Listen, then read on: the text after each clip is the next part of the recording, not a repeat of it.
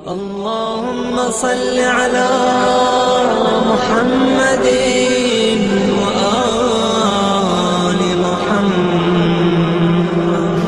اعوذ باللہ من الشیطان اللعین الرجیم. بسم اللہ الرحمن الرحیم. رب اشرح لی صدری ویسر لی امری واحلل عقدۃ من لسانی یفقہوا قولی. ان اللہ وملائکتہ یصلون علی النبی یا ایھا الذین آمنوا صلوا علیہ وسلموا تسلیما.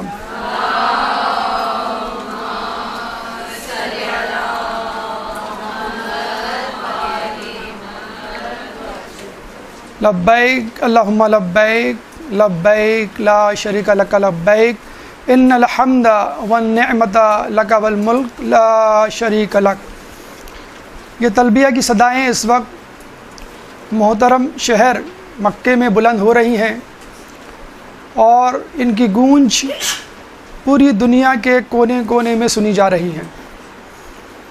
تمام دنیا کے کونے کونے میں رہنے والے مسلمان اور ان کی دل کی دھڑکنیں اس تلبیہ میں ان حاجیوں کے ساتھ شریک ہیں جو مکہ معظمہ میں حج کی سعادت حاصل کر رہے ہیں. یقیناً ہم میں سے کئی لوگ ان کو دیکھ کے رشک کر رہے ہوں گے، کئی لوگ افسوس کر رہے ہوں گے کہ کاش ہم بھی ان کے ساتھ ہوتے. لیکن ہمیں یہ بتائیے کہ کیا لبیک فقط حج کے لیے ہی کہا جاتا ہے؟ حج کی عبادت تو ایک علامتی عبادت ہے جس میں بہت سارے پیغامات ہیں مختلف قسم کی عبادتوں کو انجام دینے کے.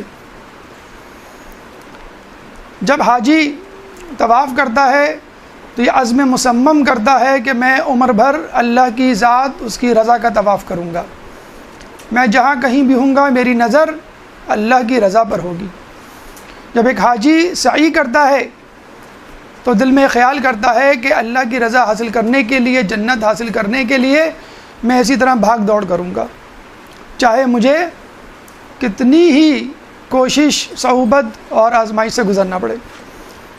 یہی حاجی جب عرفات کی دھوپ میں ذکر الہی کرتا ہے، مزدلفہ کی شب میں قیام کرتا ہے تو دل میں عزم مصمم کرتا ہے کہ میں دن رات اللہ تعالیٰ کی عبادت میں اپنا سب کچھ لٹا دوں گا اور عمر بھر ذکر الہی کو جاری رکھوں گا اپنی زبان پہ، چاہے دن ہو یا رات. یہی حاجی جمرات میں جب کنکریاں مارتا ہے تو کہتا ہے کہ شیطان اب تک تو میری تجھ سے دشمنی زبان کی حد تک تھی، اب ہاتھ تک بات پہنچ چکی ہے، لڑائی جھگڑے کا وقت آ گیا ہے، جنگ و جدال کی کیفیت ہے، اب واقعتاً تو میرا دشمن ہے اور میں تیرا دشمن. جب حاجی قربانی کرتا ہے تو اللہ سے کہتا ہے کہ اللہ آج میں جانور کی قربانی کر رہا ہوں، کل تیرے لیے اپنی جان کی قربانی کرنے کے لیے تیار ہوں گا. اگر آپ سے کوئی پوچھے کہ یہ تو عملی اسباق ہیں، کوئی ڈاکیومنٹری پروف ہے آپ کے پاس، کوئی ایسی دستاویز ہے آپ کے پاس کہ جس کے بارے میں آپ کہہ سکیں کہ جس میں اسلامی تعلیمات کا مجموعہ ہو، خلاصہ ہو، جس طرح آپ نے کہا کہ حج کی عبادت تعلیمات اسلامی کا نچوڑ ہے، حج کے ارکان اسلامی تعلیمات کے مختلف پہلوؤں پہ روشنی ڈالتے ہوئے نظر آتے ہیں، تو کیا ایسی تقریری بات یا ثبوت موجود ہے تاریخ میں کہ جس کو ہم کہہ سکیں کہ یہ بھی ایک اسلامی تعلیمات کا خلاصہ ہے؟ تو رحمت للعالمین احمد مجتبیٰ اللہم صلی علی محمد وعلی محمد.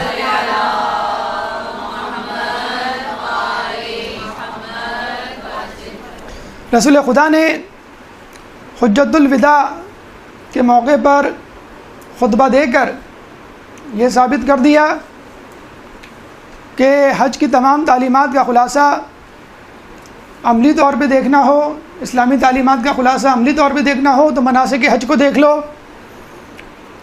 تحریری اور تقریری صورت میں کسی ڈاکیومنٹ کی صورت میں دیکھنا ہو تو میرا خطبہ حجۃ الوداع پڑھ لو. چنانچہ اسی موضوع کو آج اپنی تقریر کا عنوان بناتے ہوئے حجت الوداع کے پیغامات آپ کے سامنے اس خطبے کے پیغامات رکھے جائیں گے۔ اللہ سے دعا ہے کہ ہمیں اس آخری خطبے کے پیغامات کو حاصل کرنے، اس پہ عمل کرنے اور پھر نجات پانے کی توفیق عطا فرمائے۔ ہمیں یہ بتائیے، کیا لبیک فقط حج کے موقع پہ کہا جاتا ہے؟ جی نہیں۔ فقط طواف کے وقت کہا جاتا ہے؟ جی نہیں۔ قیام عرفہ، مزدلفہ، جمرات کے وقت کہا جاتا ہے فقط؟ جی نہیں۔ جب آپ سو رہے ہوتے ہیں، فجر کی اذان ہوتی ہے تو آپ لبیک کہہ کے اٹھ جاتے ہیں، اللہ میں حاضر ہوا تیری نماز کے لیے، میں نے اپنی نیند کو چھوڑ دیا۔ ابھی آپ عرفہ کا روزہ رکھیں گے، افطار کے دسترخوان پہ بیٹھیں گے، لبیک کہتے ہوئے، اللہ آج مجھے کھانا تھا، تو نے کہا کہ روزہ رکھو، میں نے روزہ رکھ لیا۔ ماہ رمضان کے تو رکھتا ہوں، مستحب روزوں میں تیری طرف سبقت کی۔ کسی مومن کو آپ کی مدد کی ضرورت ہوتی ہے، آپ لبیک کہہ کے پہنچ جاتے ہیں۔ کوئی بیمار ہوتا ہے، اس کی تیمارداری کے لیے ہاسپٹل پہنچ جاتے ہیں۔ یہ کیا ہے؟ لبیک کہنا، نیکی کی طرف اور اللہ کے حضور حاضری دینا۔ تلبیہ یا لبیک یہی ہے کہ انسان اس جگہ پہنچ جائے لبیک کہتا ہوا کہ جہاں اس کی ضرورت ہے، جہاں اس کو کوئی وظیفہ انجام دینا ہے، جہاں کوئی واجب اس کا انتظار کر رہا ہے۔ آپ کی تمام عمر تلبیہ کی نظر ہو جانی چاہیے۔ آپ کا ہر وقت کا وظیفہ لبیک ہونا چاہیے۔ جب آپ لبیک کہیں گے تو انشاءاللہ ٹی وی کے آگے موسیقی نہیں سنیں گے۔ جب آپ لبیک کہیں گے ہر وقت تو غیبت نہیں کریں گے۔ جب آپ لبیک کہیں گے ہر وقت تو کبھی حرام کام نہیں کریں گے، حرام کمائی سے اپنا پیٹ نہیں بھریں گے۔ چنانچہ خطبہ حجت الوداع ہمارے لیے ایک بہت اہم خطبہ، ویسے بھی آج کل شارٹ کٹس اور فاسٹ ٹریک کا زمانہ ہے۔ ہر انسان چاہتا ہے کہ ڈگری کی جگہ ڈپلومہ مل جائے، تقریر کی بجائے ٹپس مل جائے۔ تو اگر کسی کے پاس فرصت نہیں ہے تعلیمات اسلامی کو پڑھنے کی تو خطبہ حجت الوداع پڑھ لے، جس میں تمام احکامات کو خلاصے کے طور پہ رسول اللہ نے ایک نٹ شیل میں بند کر دیا۔ رسول اللہ نے 10 ہجری کو جو حج کیا وہ اس قرآن کی آیت کے پیش نظر تھا کہ جو رسول اللہ پہ نازل ہوئی، وَأَذِّن فِي النَّاسِ بِالْحَجِّ، لوگوں کو حج کے لیے پکارو اور اس کے واسطے بلاؤ کہ وہ دور دراز سے پیدل یا سواری پر حاضر ہو جائیں اور اپنے لیے دین و دنیا کے فائدے سمیٹیں۔ لوگوں کو حج کے واسطے پکارو، ان کو بلاؤ کہ دور دراز مقام سے پیدل یا سوار وہ حاضر ہو جائیں تاکہ دین و دنیا کے فائدے اٹھائیں۔ یہ ہے اللہ تعالیٰ کی خوشخبری کہ جو اس حج کے لیے آئے گا، چاہے جیسے ہی وسائل ہوں، کوشش کر لے تھوڑی سی، زیادہ پیسے ہوں، 12 لاکھ کا پیکج ہو، کم پیسے ہوں، 3 لاکھ کا پیکج ہو، کوئی بات نہیں، خلوص نیت سے آئے گا تو اللہ تعالیٰ دین بھی دے گا اور دنیا بھی دے گا۔ اس دنیا کی زندگی میں بھی فائدہ اور آخرت کی زندگی میں بھی فائدہ۔ جب جبرائیل یہ آیت لے کے اترے تو رسول اللہ نے منادی کروا دی مدینہ اور اس کے اطراف کہ رسول اللہ حج پہ جا رہے ہیں، کہ جو استطاعت رکھتا ہو رسول کے ساتھ آ جائے۔ اور دیکھتے ہی دیکھتے لوگوں کا جمع غفیر، بے شمار کی تعداد میں لوگوں کی کثرت رسول اللہ کے آس پاس جمع ہو گئی، جن کی تعداد 1 لاکھ سے زیادہ تھی۔ پہلا حج تھا، پہلی نئی عبادت تھی، تو لوگ اشتیاق میں رسول اللہ کی طرف پلٹے اور ویسے بھی اپنے پرانے شہر جو کہ مکے سے ہجرت کر کے لوگ آئے تھے ان کے لیے اور خوشی کی بات تھی کہ دوبارہ اپنے دیس ملک جانے کو ملے گا۔ رسول اللہ نے بڑے اہتمام کے ساتھ سارے ساز و سامان کو آراستہ و پیراستہ کیا، قربانی کے 100 اونٹ اپنے ساتھ لیے۔ مدینہ کے قرب و جوار میں جو لوگ یا مسلمان ہجرت کر کے جا چکے تھے، کسی کام سے موجود تھے، ان کو اطلاع کروا دی۔ مولا علی کو بھی اطلاع کروائی، اس وقت یمن میں تھے، کہ تم جو ہے ڈائریکٹ مکے پہنچ جانا، ہم حج کے لیے نکل رہے ہیں۔ تو مولا علی نے رسول اللہ کو ڈائریکٹ مکے میں جوائن کیا۔ رسول اللہ مسجد شجرہ میں احرام باندھتے ہیں اور اس کے بعد تلبیہ کہتے ہوئے لبیک اللہم لبیک لبیک لا شریک لک لبیک ان الحمد والنعمت لک والملک لا شریک لک کہتے ہوئے بیت اللہ کی طرف روانہ ہوتے ہیں، طواف کرتے ہیں۔ اس کے بعد عرفات کے میدان کی طرف مشعر الحرام جب پہنچتے ہیں تو لوگ یہ خیال کرتے ہیں کہ رسول رک جائیں گے۔ کیوں؟ ساکنان حرم قریش کے لوگ یہ زعم کیا کرتے تھے کہ ہم اس شہر کے لوگ ہیں، اس شہر سے باہر نہیں جائیں گے۔ چنانچہ مشعر الحرام مزدلفہ کی طرف جاتے ہوئے وہ رک گئے کہ اب ہمیں آگے نہیں جانا، لیکن رسول اللہ چلتے چلے گئے۔ لوگوں نے حیرت کا اظہار کیا۔ جبرائیل آیت لے کے اترے اور کہا ثم افیضوا، کہ تم اس طرف بڑھے چلو، من حیث افاض الناس، کہ جس طرف پہلے کے لوگ گئے تھے تم اس جگہ سے روانہ ہو جاؤ کہ جہاں سے پہلے کے لوگ روانہ ہوئے تھے۔ پھر رسول اللہ نے الناس کا لفظ، افاض الناس کا لفظ جو استعمال ہوا ہے ناس، تو رسول اللہ نے بتایا یہاں لوگوں سے مراد ابراہیم علیہ السلام، اسماعیل علیہ السلام، اسحاق علیہ السلام اور وہ تمام انبیاء جو ابراہیم کے بعد آئے، ان کی طرف اشارہ ہے کہ اللہ بتلا رہا ہے کہ حج کے موقع پر یہاں نہیں ٹھہرنا، عرفات کے میدان تک جانا ہے۔ تمام انبیاء تم سے پہلے عرفات کے میدان تک گئے، تو تم بھی ان کی اتباع کرتے ہوئے عرفات کے میدان تک جاؤ۔ رسول اللہ عرفات کے میدان تک گئے، چاروں نے چار باقی افراد بھی جو اپنے آپ کو قریش سے کہا کرتے تھے وہ بھی رسول اللہ کے ساتھ عرفات کے میدان میں گئے۔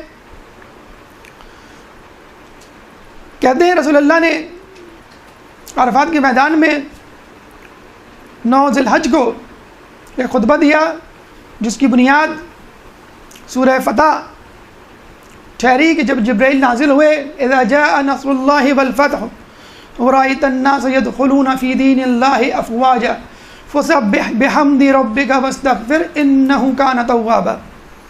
اذا جاء نصر اللہ والفتح، تو جب اللہ کی نصرت اور فتح آ پہنچی، ورأيت الناس يدخلون في دين الله افواجا، اور تم اپنی آنکھ سے لوگوں کو جوق در جوق، فوج در فوج اسلام میں داخل ہوتے ہوئے دیکھو، تو کیا کرو؟ فسبح بحمد ربک واستغفر، بس تم اللہ تعالیٰ کی تسبیح کرو اور استغفار کرو، انہ کان توابا، بے شک اللہ معاف کرنے والا ہے۔ رسول اللہ سمجھ گئے کہ یہ آیت بتلا رہی ہے کہ یہ میرا آخری حج ہے اور میں اس دنیا سے کوچ کرنے والا ہوں، اور اللہ کہتا ہے کہ تم نے نبوت کا کام انجام دے دیا، بس اب اللہ کی طرف رجوع کرو اور تمہارے جانے کا وقت قریب آ گیا۔ چنانچہ رسول اللہ نے عرفات کے میدان میں ایک تاریخی خطبہ دیا جسے خطبہ حجۃ الوداع کہا جاتا ہے، جس میں تمام اسلامی تعلیمات کا نچوڑ تھا۔ اس حج کی اہمیت کا اندازہ بھی اس بات سے لگا، اچھا رسول اللہ کے بارے میں کہا جاتا ہے کہ رسول اللہ نے اس سے پہلے 20 حج کیے تھے۔ حیات القلوب کی روایت میں ہے کہ 20 حج کر چکے تھے، لیکن یہ حج اس آیت کے اترنے کے بعد، عمومی طور پہ حج کے فرض کرنے کے بعد، رسول اللہ نے اس انداز سے کیا جس طرح کرنا چاہیے لوگوں کو بتلانے کے لیے، ورنہ اس سے پہلے رسول اللہ بحیثیت نبی حج کرتے ہوئے آئے تھے، اس طرح پہلے سے حج نمازیں پڑھتے ہوئے آئے تھے، اس طرح حج بھی۔ رسول اللہ نے حج کا اتنا اہتمام کیا کہ حج کی قربانی کے لیے کتنے اونٹ لیے؟ 100 اونٹ لیے۔ حاجی کتنے اونٹ لیتے ہیں؟ بس 100 اونٹ لیے اور پھر لوگوں کو کہا کہ جو اپنا قربانی کا جانور نہیں لایا وہ اپنے حج کو عمرے سے بدل دے. وہاں پہ اعلان کر چکے تھے کہ کیا کیا چیزیں لے کے جانی ہیں. اگر کوئی نہیں لایا تو وہ اپنا حج عمرے سے بدل دے. اے رسول اللہ آپ سے ایک سوال, آپ تو ہر چیز میں شیئر کیا کرتے تھے, کھانا ہو, کسی کی ضرورت ہو, سواری پہ بٹھا لیا کرتے تھے, اپنے ساتھ دسترخوان پہ بٹھا لیا کرتے تھے, بلکہ اپنے گھر میں جو کچھ موجود ہو نکال کے دے لیا کرتے تھے. یہ 100 اونٹ سارے کے سارے آپ کے اہتمام کا اظہار تھا کہ دیکھو اتنا اہم موقع ہے تو پورے اہتمام کے ساتھ جتنا خرچ کر سکتے ہو اس پہ خرچ کرو اور حج کے لیے آؤ. تو جس کے پاس جانور نہیں وہ اپنا حج عمرے سے بدل لے. علی کی طرف پلٹے, علی تمہارا جانور کہاں؟ علی نے کہا علی رسول اللہ میرے پاس کوئی جانور نہیں. ہجرت مدینہ کے موقع پر رسول اللہ نے سب کو ایک دوسرے کا بھائی بنا دیا. علی آئے, علی میرا بھائی کہاں؟ انت اخی فی الدنیا والآخرہ.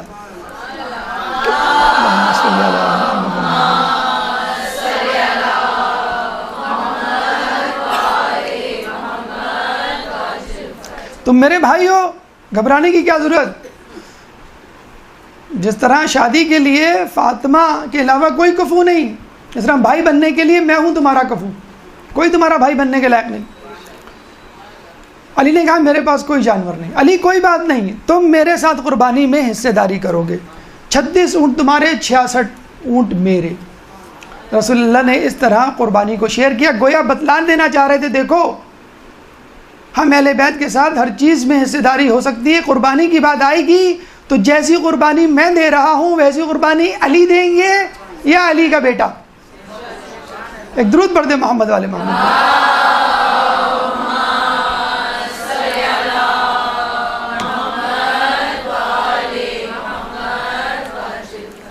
رسول اللہ نے سورہ فتح کے نازل ہونے کے بعد خطبہ دیا, لوگوں کو مخاطب کیا, تعلیمات اسلامی کا خلاصہ آپ کے سامنے پیش کیا. رسول اللہ نے بہت ساری باتوں کا تذکرہ کیا. یہاں پہ ہم 10 باتیں, 10 نکات پیغامات کی صورت میں آپ کے سامنے پیش کرنا چاہتے ہیں. پہلا پیغام حجت الوداع کا, خون کی حرمت, یعنی قتل کتنا بڑا گناہ ہے, اس کے کیا نقصانات ہیں یا کیا اثرات ہیں. دوسرا پیغام سود کی حرمت, سود کا لین دین کتنا بڑا گناہ ہے, کیا اس کے اثرات ہیں, کیا وجہ علت اس کے حرام ہونے کی. تیسرا پیغام اسلامی مہینوں کی اہمیت اور حرمت.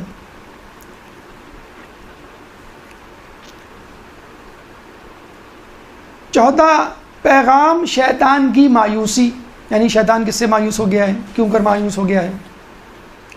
پانچواں پیغام امانت داری کی اہمیت. چھٹا پیغام مردوں کے حقوق عورتوں پر. ساتواں پیغام عورتوں کے حقوق مردوں پر.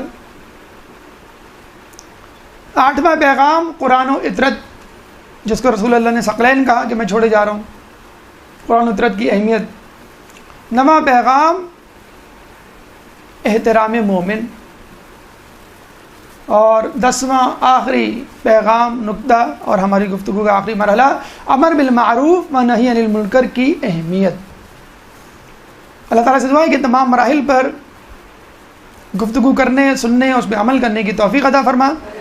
آئیے ہم پہلے مرحلے کی طرف چلتے ہیں, خون کی حرمت. ایک درود پڑھ دیں محمد والے محمد.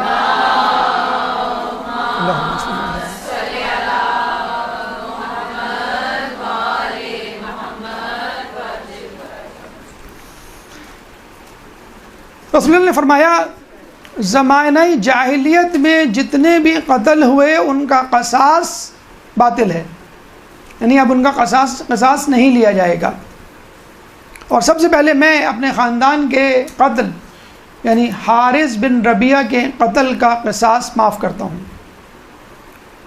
دیکھیے قتل کے حوالے سے یہ جان لیجئے کہ جب حضرت آدم علیہ السلام کو پیدا کیا گیا تو فرشتوں نے جو سب سے پہلا الزام عائد کیا انسانوں پر یہ کہ یہ زمین میں جا کر فساد فی الارض پیدا کریں گے، قتل و غارت کریں گے.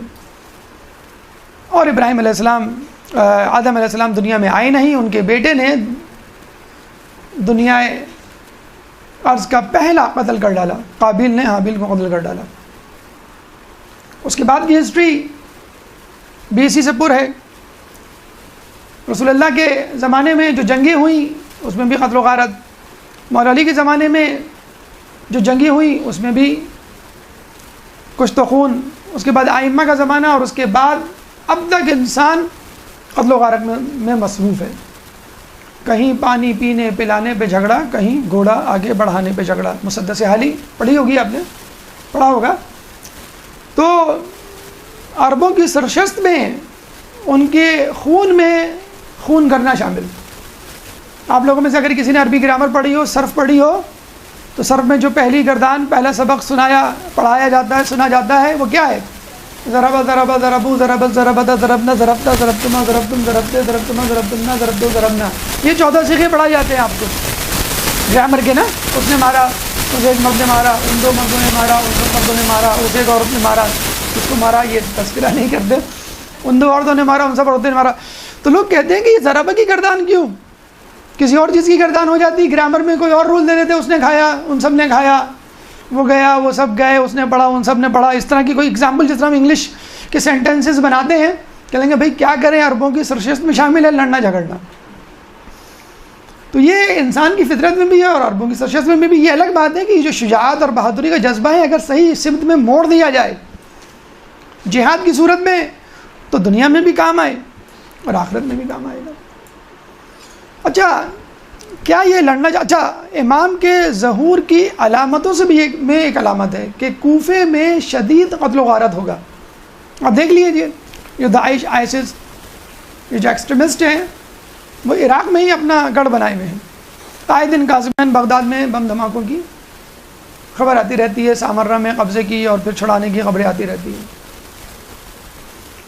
اچھا، کیا یہ قتل و غارت صرف مسلمانوں سے منسوب ہے؟ یہ غلط فہمی ہے.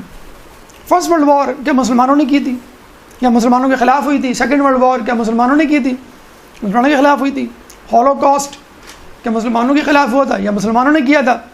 کروڑوں کی تعداد میں لوگ قتل ہوئے تھے. First world war, second world war, holocaust, یا جتنے بھی. تو جو ایکسٹریمسٹ مسلمانوں کو گردانا جاتا ہے کہ وہ قتل و غارت، ٹھیک ہے، وہ بھی غلط ہے. ہم تو فقط ایک ایگزامپل دے رہے ہیں. اگر ایک چور ہے تو ایک اس سے بڑا بھی چور ہے. چور کہنے والا خود بہت بڑا چور ہے. تو پہلے آپ اپنے گریبان میں جھانکیے، آپ نے افغانستان میں کیا کیا، آپ نے عراق میں کیا کیا اور کیا کر رہے ہیں. ٹونی بلیئر ابھی کچھ عرصے پہلے اعتراف کر کے روتے ہوئے اترے روسٹرم سے کہ ہاں میں نے جو فوج بھیجی تھی عراق میں وہ غلط تھی. امریکہ میں باراک اوباما کی گورنمنٹ میں جتنی شوٹنگ کے واقعات ہوئے ہیں، کلنگ کے، اتنے کسی پریزیڈنٹ کے دور میں نہیں ہوئے.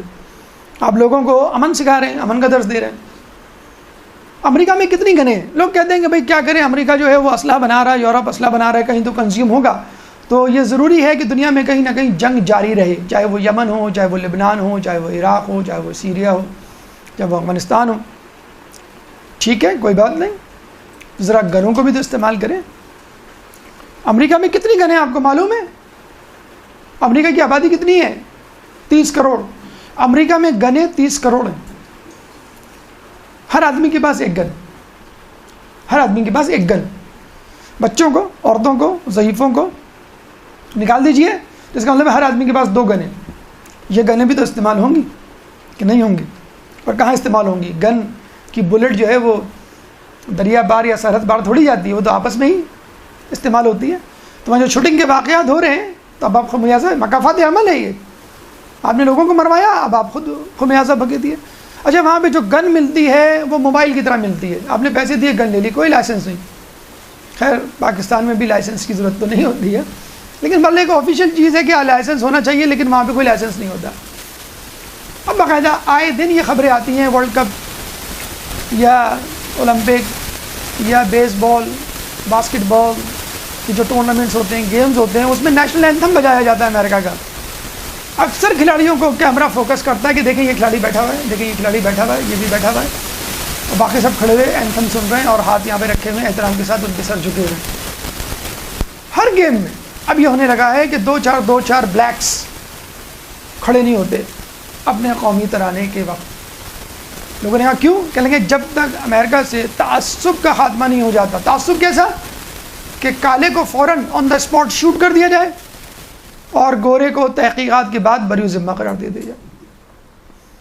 آپ پوری دنیا میں درس دے رہے ہیں امن کا، اور ریسزم سے آ رہی دنیا کا آپ کی جگہ، آپ کے خطے میں ریسزم موجود ہے، تعصب پرستی موجود ہے۔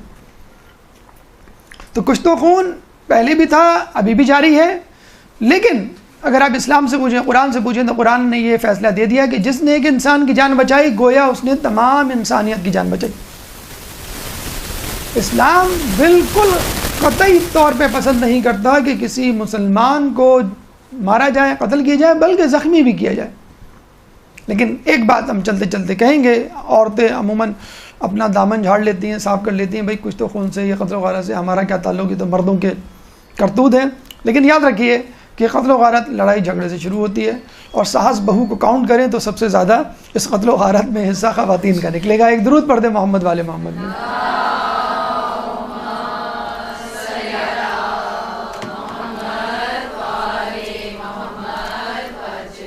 سود کی حرمت، ہماری گفتگو کا دوسرا مرحلہ۔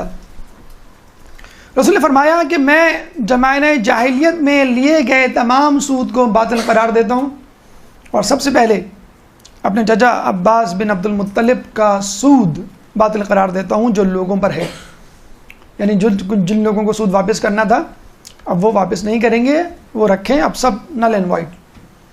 سود کے بارے میں جو احادیث آئی ہیں، اس کی مذمت کے بارے میں، قیامت میں اس کی سزا کے بارے میں، آج کل کے حوالے سے سود جو عام ہو رہا ہے، وجہ حرمت سود، تو آپ پڑھیں تو آپ حیران رہ جائیں کہ سود کا ڈانڈا یا تانے بانے کہاں جا کے ملتے ہیں۔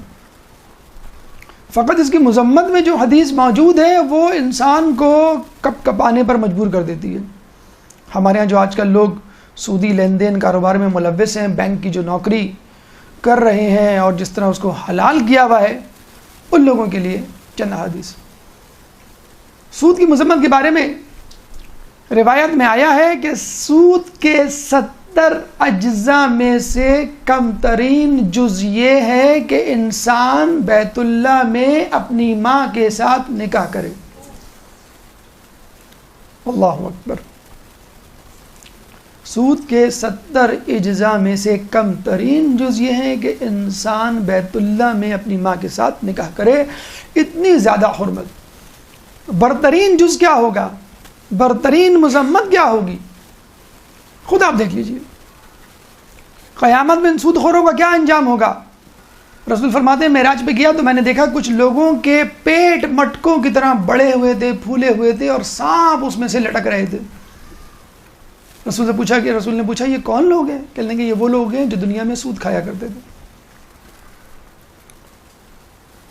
اسی طرح یا سود کے لین دین میں ملوث ہے۔ یہ اسی طرح کچھ لوگوں کے بارے میں، ان لوگوں کے بارے میں کہا جاتا ہے جو سود کھاتے اور لین دین میں ملوث ہوتے ہیں کہ یہ لوگ قیامت میں محبوط الحواس، کہ جن کو شیطان چمٹ گیا ہو، محبوط الحواس اٹھائے جائیں گے۔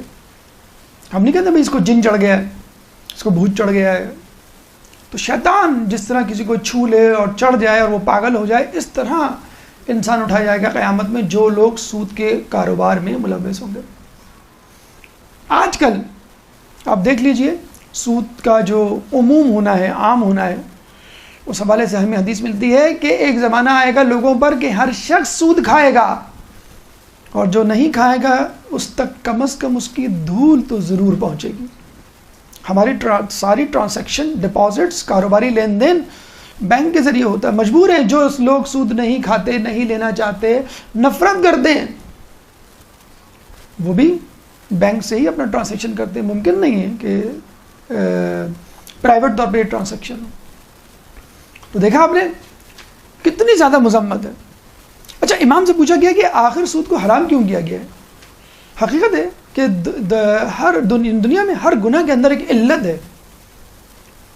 نہیں سمجھ میں آ رہی وہ ایک الگ بات ہے، لیکن علت ضرور ہے اور اس میں ہمارا ہی فائدہ ہے. امام سے پوچھا کہ سود کو کیوں حرام کیا گیا؟ تو امام نے کہا کہ سود کو اس لیے حرام کیا گیا کہ سود انسان کو کاروبار اور نیکیوں سے روکتا ہے. یعنی انسان کاروبار نہیں کرتا، نیکیوں سے رک جاتا ہے اور نیکیوں کو روکتا بھی ہے. کاروبار کے حوالے سے میں آپ کو مثال دوں، اگر آپ کسی کے پاس پیسے رکھوائیں گے 1 کروڑ، اس نے کہا کہ بھائی ٹھیک ہے میں آپ کو 2% دوں گا، اس نے 2% دینا شروع کیا، 2 لاکھ روپے. آپ نے کہا مجھے ضرورت ہی نہیں کچھ کام کرنے کی، آپ اپنی جگہ رک گئے، گھر میں بیٹھ گئے، اور وہ جو شخص ہے اب وہ پریشان ہے کہ میں کیا کروں، میں کس طرح کاروبار میں لگاؤں گا، ڈوب گیا تو کیا ہوگا. وہ خود کسی کے پاس رکھوا دیتا ہے، وہ اس کو سود دیتا ہے، وہ اس کو سود دے رہا ہوتا ہے. تو انسان پیسہ کماتا اس لیے ہے کہ کسی جگہ رکھوا دے اور پھر سکون سے بیٹھ جائے، بجائے اس کے کہ اس کو رول کرے. فقہ میں آپ پڑھتے ہیں نا کہ بہتا ہوا پانی پاک ہے اور رکا ہوا پانی نجس ہو سکتا ہے، اور نہ بھی ہو نجس آپ دیکھیں گے کچھ عرصے بعد اس میں مکھی مچھر آ جاتے ہیں. ڈینگی فیور وغیرہ جو پھیل رہا ہے ہمارے یہاں، تو یہ اسٹیگننٹ واٹر، کھڑے ہوئے پانی کی وجہ سے پھیلتا ہے. تو سود انسانوں کو کاروبار سے روکتا ہے. امریکہ سب سے بڑا گڑھ سود کا، یہودی کمپنیز وہاں موجود. دنیا کا سب سے مقروض ترین ملک ہے امریکہ. 11 ٹریلین کے قرضے ہیں، 11 ٹریلین کے قرضے. بلین میں 9 زیرو ہوتے اور ٹریلین میں 12 زیرو ہوتے. سب سے زیادہ مقروض ملک ہے، سب سے زیادہ بزنس کرنے والا دنیا میں، یعنی خوشحال بزنس کیا جسے کہتے ہیں کہ اس وقت انویسٹمنٹ موجود ہے، لیکن بزنس نہیں، صرف انویسٹمنٹ ہے، اس لیے مقروض ہے. دوسری طرف ایران کو لے لیجئے، 20 سال سے پابندی تھی ایران پر، ایک پیسے کا $1 کا مقروض نہیں ہے. ہم لاکھوں ڈالر ہر سال لیتے ہیں امریکہ سے، پھر بھی مقروض. اب پابندی اٹھی ہے تو کہتے ہیں کہ ایرانین اسپرنگ کا دور آنے والا ہے. عرب اسپرنگ چلا گیا، عرب کی بہار چلی گئی، اب ایران کی بہار آنے والی ہے. معاشی طور پہ مضبوط ترین ملک بننے والا ہے. کیوں؟ سود کا لین دین نہیں. سعودی عرب کی طرف آئیے. سعودی عرب کے بارے میں کہا جاتا ہے کہ 5 سال کے اندر اگر تیل کی قیمت اتنی ہی رہی تو 5 سال میں اس کی معیشت بیٹھ جائے گی. چلے ٹھیک ہے، کچھ دیر کے لیے مان لیتے ہیں وہاں سودی لین دین نہیں، لیکن آپ کو معلوم ہے سعودیہ کی زیادہ تر انویسٹمنٹ امریکہ میں ہے جہاں پہ سودی لین دین ہوتا ہے.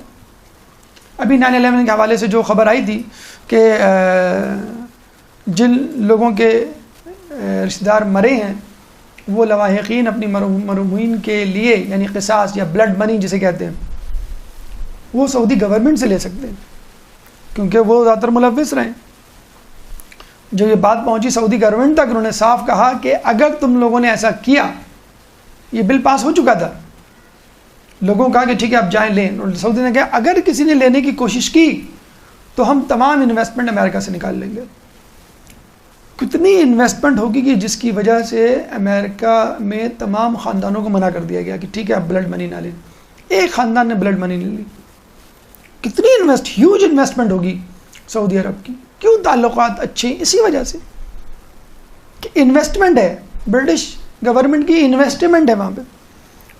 رسول اللہ نے کسی نے رسول اللہ سے پوچھا کہ میں آخرت سے محبت کیسے کروں، تو رسول نے کہا کہ اپنا پیسہ وہاں بھیج دے. انسان جہاں پیسہ بھیجتا ہے وہیں جاتا ہے. دبئی میں بیٹھے ہیں، آپ نے کراچی میں پلاٹ لے لیا، خود بخود کراچی سے محبت ہو جائے گی. دبئی تو اچھا ہے لیکن کراچی ہے، ہوتے ہیں دل محبت. تو آپ سعودیہ میں بیٹھے ہوئے ہیں اور امریکہ میں انویسٹمنٹ ہے، تو آپ امریکہ کے چکر کیوں نہیں لگائیں گے؟ کیا آپ کے ہاتھ اٹھیں گے مرد برگ امریکہ کہتے ہوئے؟ کبھی نہیں اٹھیں گے آپ کے ہاتھ. آپ نہیں چاہیں گے وہ ملک جو اتنا ہوئے تباہ ہو. امام نے کیا کہا تھا ابراہیم جمال کو کہ تم نے اونٹ دیتے ہو ہارون کو؟ کہیں گے ہاں. کہنا پھر تم کیسے چاہو گے کہ وہ تباہ برباد ہو؟ تم تو چاہو گے کہ وہ صحیح سلامت سفر میں جائے، صحیح سلامت سفر میں واپس آ جائے، اور دودھ و نہائے پوتو پھلے جیسے ہم کہتے ہیں، نظر نہ لگے وغیرہ وغیرہ، لمبی حیاتی پاؤ تاکہ میرا کاروبار چلے. تو کیا یہ دعائیں بآواز بلند نہیں، دل میں تو حرم میں ہوتی ہوں گی. یہ اللہ امریکہ کو قائم و دائم رکھ، کیونکہ ہمارا یہاں پیسہ لگا ہوا ہے. اگر تباہ ہو گیا تو ہم بھی تباہ ہو جائیں گے. امریکن ڈالر اور ریال دونوں نتھی ہیں کہ اگر ڈالر بڑھے گا تو ریال بھی بڑھے گا، ڈالر کم ہوگا تو ریال بھی کم ہوگا. ہم آدمی ہیں تمہارے جیسے، تو جو تم کرو گے وہ ہم کریں گے. تو آپ نے دیکھا کہ معیشت کو تباہ کرتا ہے، انسان کو غریب بنا دیتا ہے. جن ملکوں نے سود کو اپنایا وہ اب نیچے جا چکے ہیں، اور جن لوگوں نے سود کو نہیں اپنایا، اپنے پیروں پہ کھڑے ہونے کا عزم کیا، کاروبار کو ترجیح دی سود پر، وہ اوپر جا رہے ہیں. پابندیوں کے باوجود وہ قائم و دائم ہے، کوئی قرضہ نہیں ہو، کوئی ٹینشن نہیں. امام نے دوسری بات کیا کی کہ یہ نیکیوں سے رکواتا ہے. سود لینے والے ممالک، شہروں اور ان جگہوں کا دورہ کیجیے. خبریں پڑھ لیں، دورہ کرنے کی کیا ضرورت. آپ کو معلوم ہو جائے گا کہ وہاں پہ نیکیوں سے کیسے روکا جا رہا ہے. تازہ ترین مثال فرانس کی، حجاب پہ پابندی.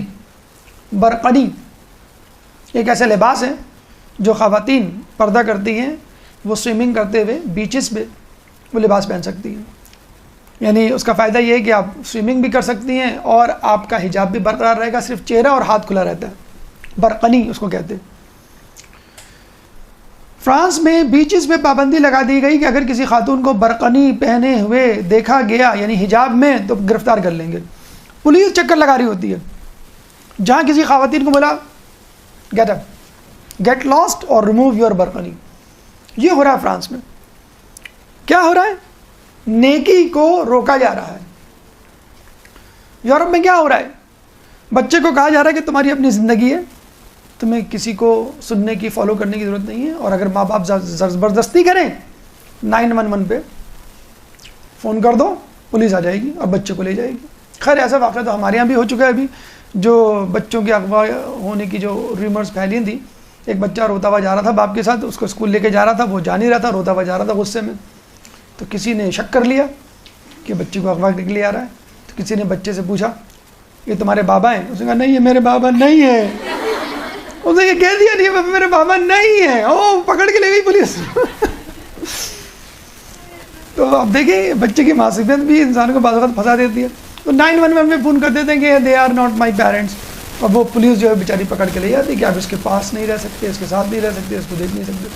نوجوانوں کو شادی سے دور کیا جا رہا ہے. خیر ہمارے یہاں بھی یہی حال ہے، کیریئر کے نام پر شادی کو ڈیلے کیا جا رہا ہے، اور جو ایکسٹرا میریٹل افیئرز ہیں ان کو پروموٹ کیا جا رہا ہے ڈراموں کے ذریعے، فلموں کے ذریعے.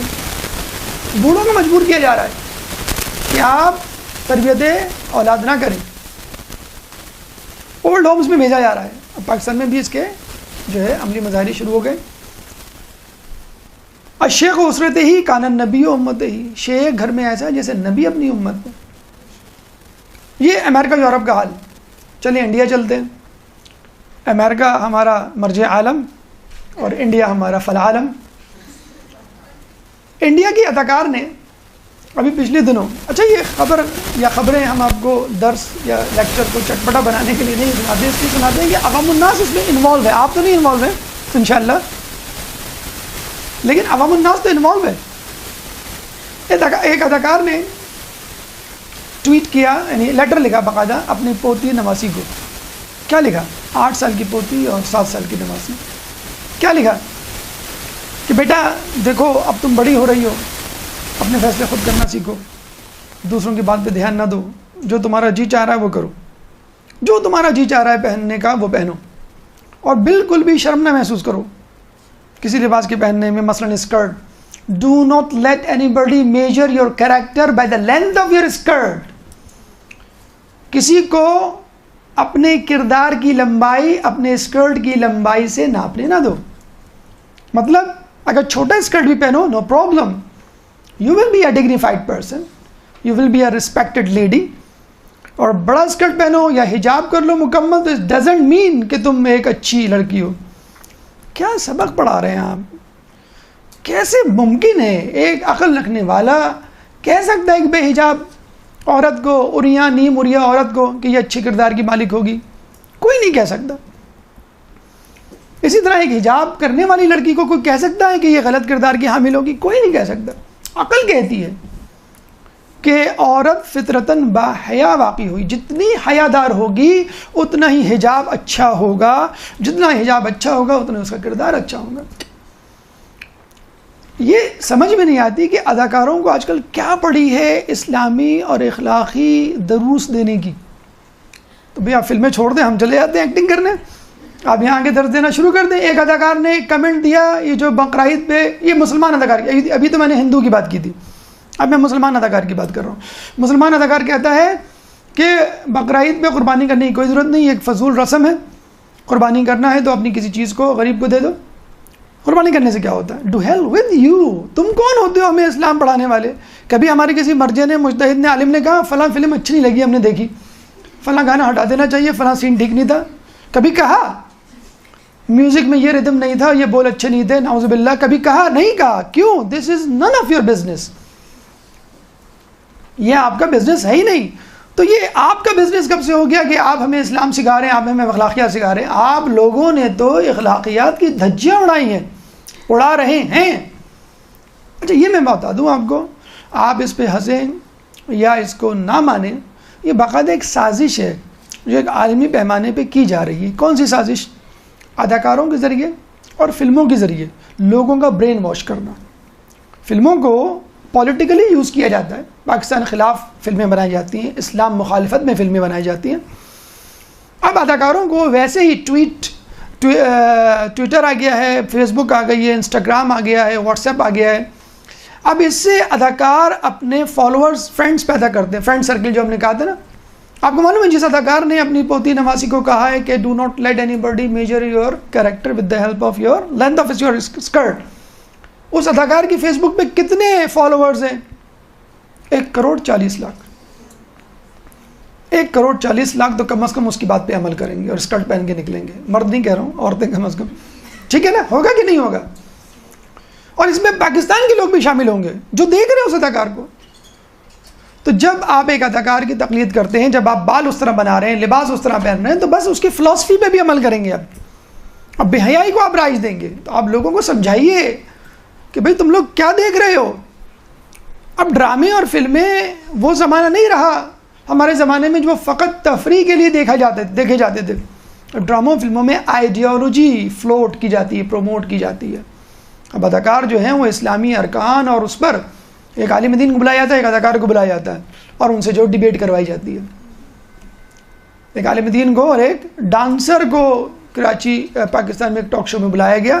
ایک عالم دین بیٹھے ہوئے تھے، وہ ڈانسر رقاصہ کراچی آرٹس کونسل کی، اور وہ بولنا شروع ہوئی. اس عالم دین سے پوچھا، انہوں نے کہا کہ مجھے یہ بتائیے کہ اگر آپ مجھ سے پوچھیں کہ ڈانس کی کتنی اقسام ہیں اور کون سے اقسام صحیح ہے، صحیح نہیں ہے، اچھی ہے، بری ہے، تو آپ یقین کر لیں گے؟ کہیں گے نہیں. کہہ لیں گے بس ٹھیک ہے، آپ نے ان کو کیوں بلایا اسلام کے بارے میں بولنے کے لیے؟ ان کو آپ لے جائیں، ضرورت ہی نہیں ہے. بڑا صحیح جواب دیا. تو یاد رکھ لیجئے، جان لیجئے، پہلے ناولز ہوا کرتے تھے، آرٹیکلز ہوا کرتے تھے، نیوز پیپرز ہوا کرتے تھے لوگوں کی آئیڈیالوجی کو برین واش کرنے کے لیے. لیکن اب لوگوں میں ریڈنگ ہیبٹ ختم ہو گئی ہے. آپ نے دیکھا ہوگا امیر مختار کی اتنی موٹی کتاب دے دی ہے، آپ پڑھیں گے؟ امیر مختار کی جو 40 ایپیسوڈ پہ مشتمل آپ سیریز دیکھ لیں گے. اب فلموں کے ذریعے، ڈراموں کے ذریعے، ایڈورٹیزمنٹ کے ذریعے پروموٹ کیا جا رہا ہے. تو جو لوگ سود کھاتے ہیں وہ اس طرح نیکیوں سے روکتے ہیں. امر بالمعروف ونہی عن المنکر ختم ہو جائے گا، لیکن روایت میں یہ بھی کہا گیا ہے کہ ایک زمانہ آئے گا کہ لوگ نیکی سے روکیں گے اور گناہوں کا حکم دیں گے. ہمارے یہاں سب کچھ ہو رہا ہے. تو خدا را اس ٹی وی کو لات ماریے، فلموں کو خیر آباد کیجیے اور اس اسلام پہ عمل کیجیے کہ جس کو ہیرو ہمارے ائمہ اطہار ہیں، جن کی ہر سنت قابل تقلید ہے. سنت ابراہیم کا ہر پہلو ایک پیغام اپنی جگہ رکھتا ہے. یہ اداکار، صداکار، گلوکار اور یہ سیاستداں یہ صرف اپنا مفاد چاہتے ہیں اور اپنے لیے جی رہے ہیں، اپنے لیے مر رہے ہیں. خود بھی جہنم میں جائیں گے، آپ کو بھی جہنم میں لے کے جائیں گے. ایک درود پڑھ دیں محمد والے محمد.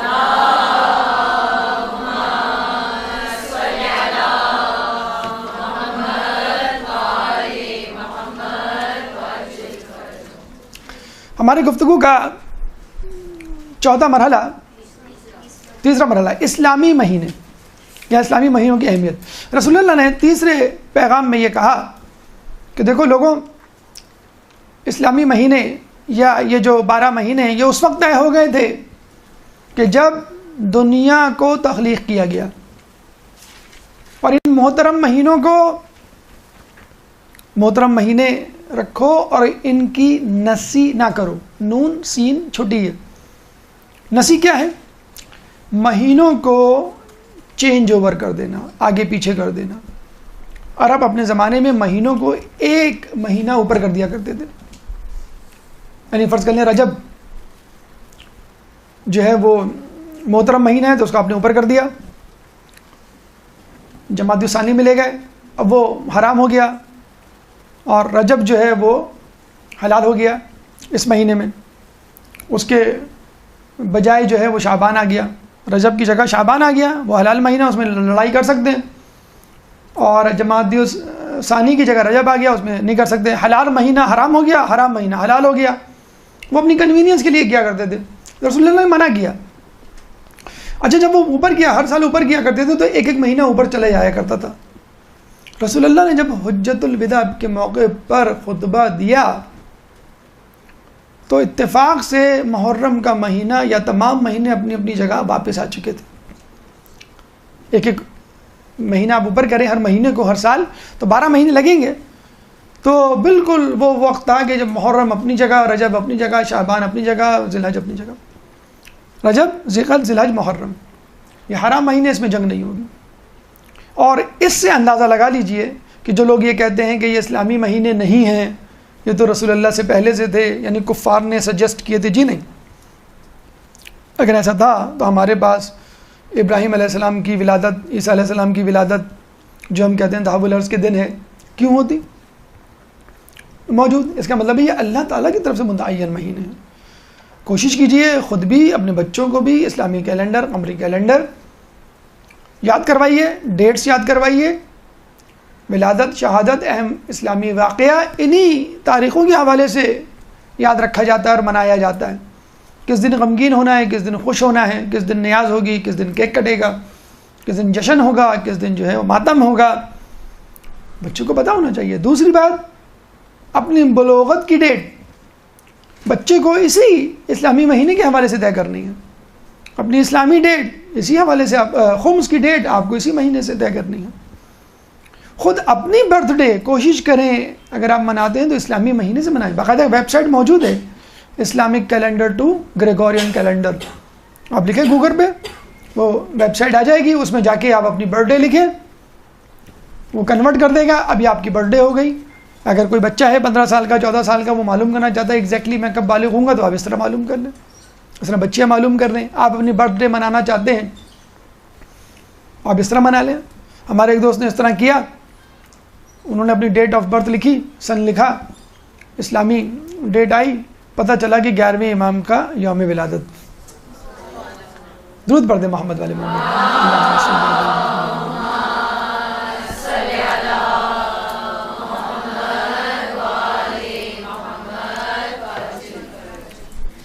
اسلامی مہینے کے بعد رسول اللہ نے چوتھا جو پیغام دیا وہ شیطان کی مایوسی۔ رسول نے فرمایا کہ شیطان اپنی پرستش سے مایوس ہو چکا ہے اور شرک کے علاوہ تمام گناہوں پر راضی ہو چکا ہے۔ اس کا مطلب کیا ہوا؟ شیطان کی پرستش اب کبھی نہیں کی جائے گی، اور شرک بھی کبھی نہیں ہوگا، اور گناہ ہو سکتے ہیں، شیطان کی پرستش نہیں کی جائے گی۔ اچھا آپ کو میں بتاؤں، ابھی پچھلے دنوں یعنی پچھلی صدی میں 50-60 سال پہلے امریکہ میں باقاعدہ ڈیولز ریلیجن، شیطانی مذہب وجود میں آیا تھا۔ اچھا یہ بھی میں آپ کو بتا دوں، فلسطین is called land of prophets اور America is called land of devils, شیطانوں کی سرزمین کہا جاتا ہے۔ لیکن بہرحال تمام لوگ اس میں شامل نہیں ہیں، وہ مائنڈ نہ کریں اگر وہ سن رہے ہیں امریکہ میں بیٹھے ہوئے مسلمان۔ لکل فرعون موسیٰ، ہر فرعون کے لیے ایک موسیٰ موجود ہے، تو اگر آپ وہاں موجود ہیں تو وہاں کے فرعونوں کو سبق سکھانے کے لیے اللہ نے آپ کو وہاں بھیجا ہے۔ اگر وہاں پہ رہتے ہوئے اسلام پہ کاربند ہیں تو آپ وہی کام کر رہے ہیں جو موسیٰ علیہ السلام فرعون کے دربار میں کر رہے تھے۔ وہاں پہ ایسی فیملیز بھی موجود ہیں کہ لڑکا جو ہے وہ الیکٹرانک انجینئر ہے، کسی نے کہا اس کے لیے رشتہ چاہیے پاکستان میں، کوئی لڑکی ہے ریلیجیس، انہوں نے کہا بھائی لڑکا ریلیجیس ہے بھی کہ نہیں؟ کہنے کہ لڑکا الیکٹرانک انجینئر بن چکا ہے، اب قم جا رہا ہے پڑھنے کے لیے۔ بتائیں آپ، ایسے ایسے لوگ جو ہے وہ امریکہ، یورپ، کینیڈا میں موجود ہیں، تو دھوکہ نہ کھائیے۔ ہم سے بہتر لوگ آپ کو امریکہ یورپ میں ملیں گے، کیونکہ ہم میں سے اگر فرض کر لیں اس چھت کے تلے کوئی بیٹھا ہوا ہے اگر چلا جائے تو اپنی ریت، اپنی تہذیب، اپنی ثقافت، اپنی حب اہل بیت وہ اپنے ساتھ لے کے جائے گا اور کوشش کرے گا کہ وہاں کے لوگوں کو اپنا گرویدہ بنائے اور اپنا ہم خیال بنائے۔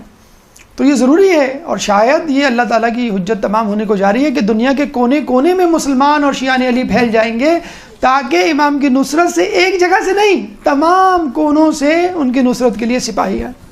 یہ ہے اللہم صلی علی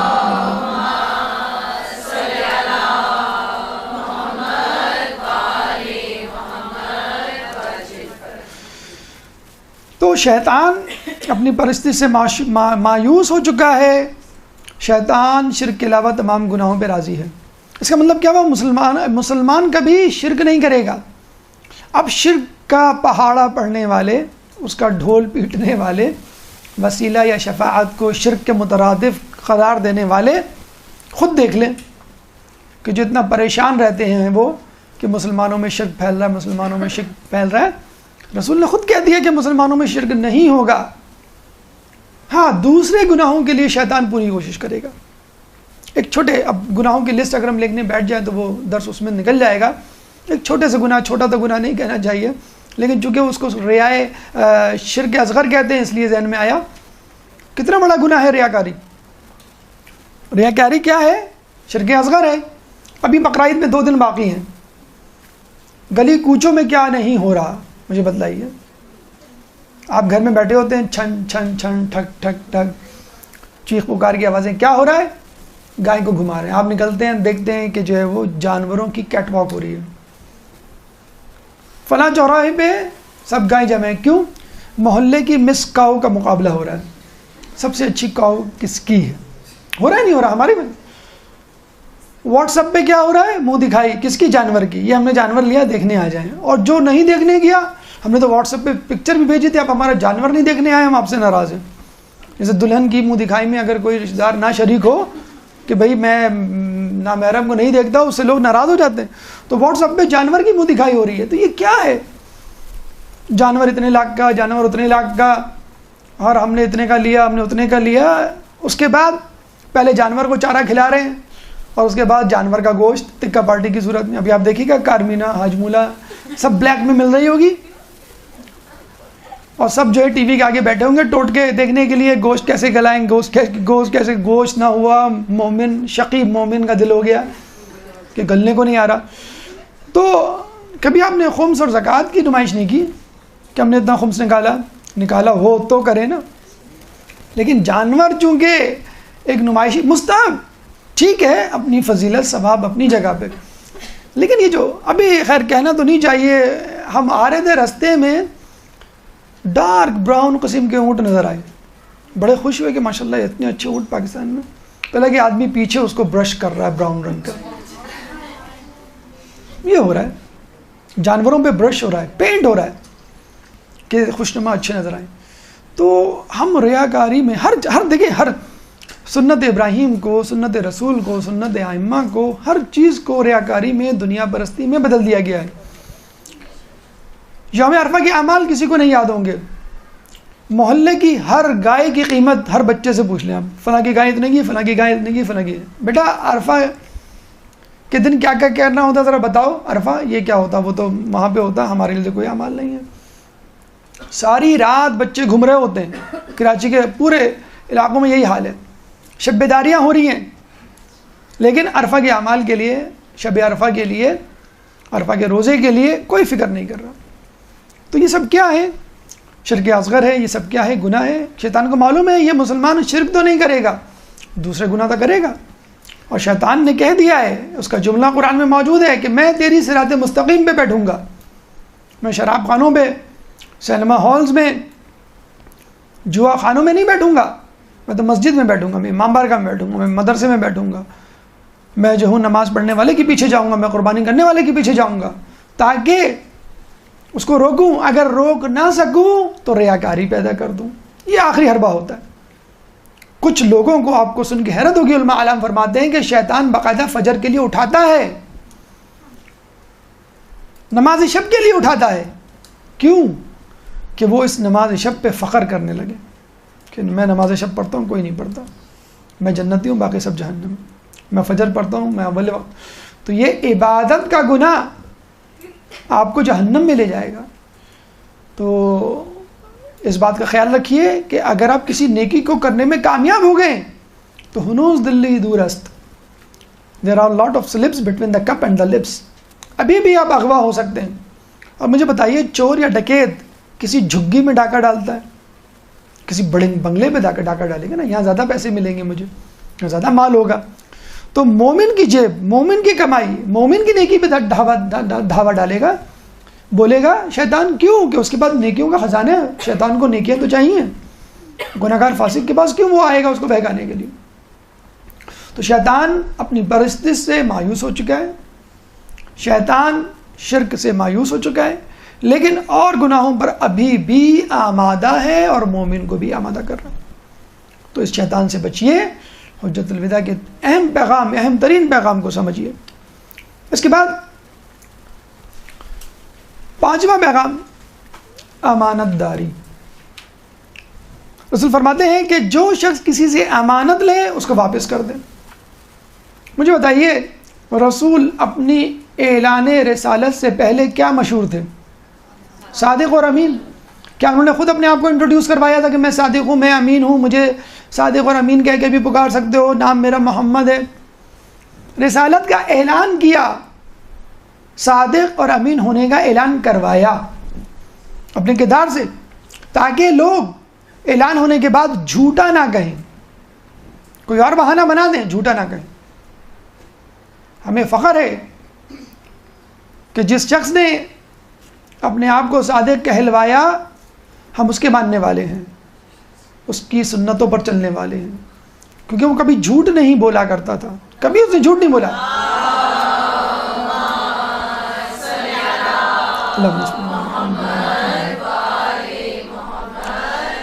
اور اسی طرح ہمیں اس شخص پہ بھی فخر ہے جس نے اپنے آپ کو صادق کہلوایا اور ہم اس کی فقہ کے ماننے والے ہیں. اللہم صلی علی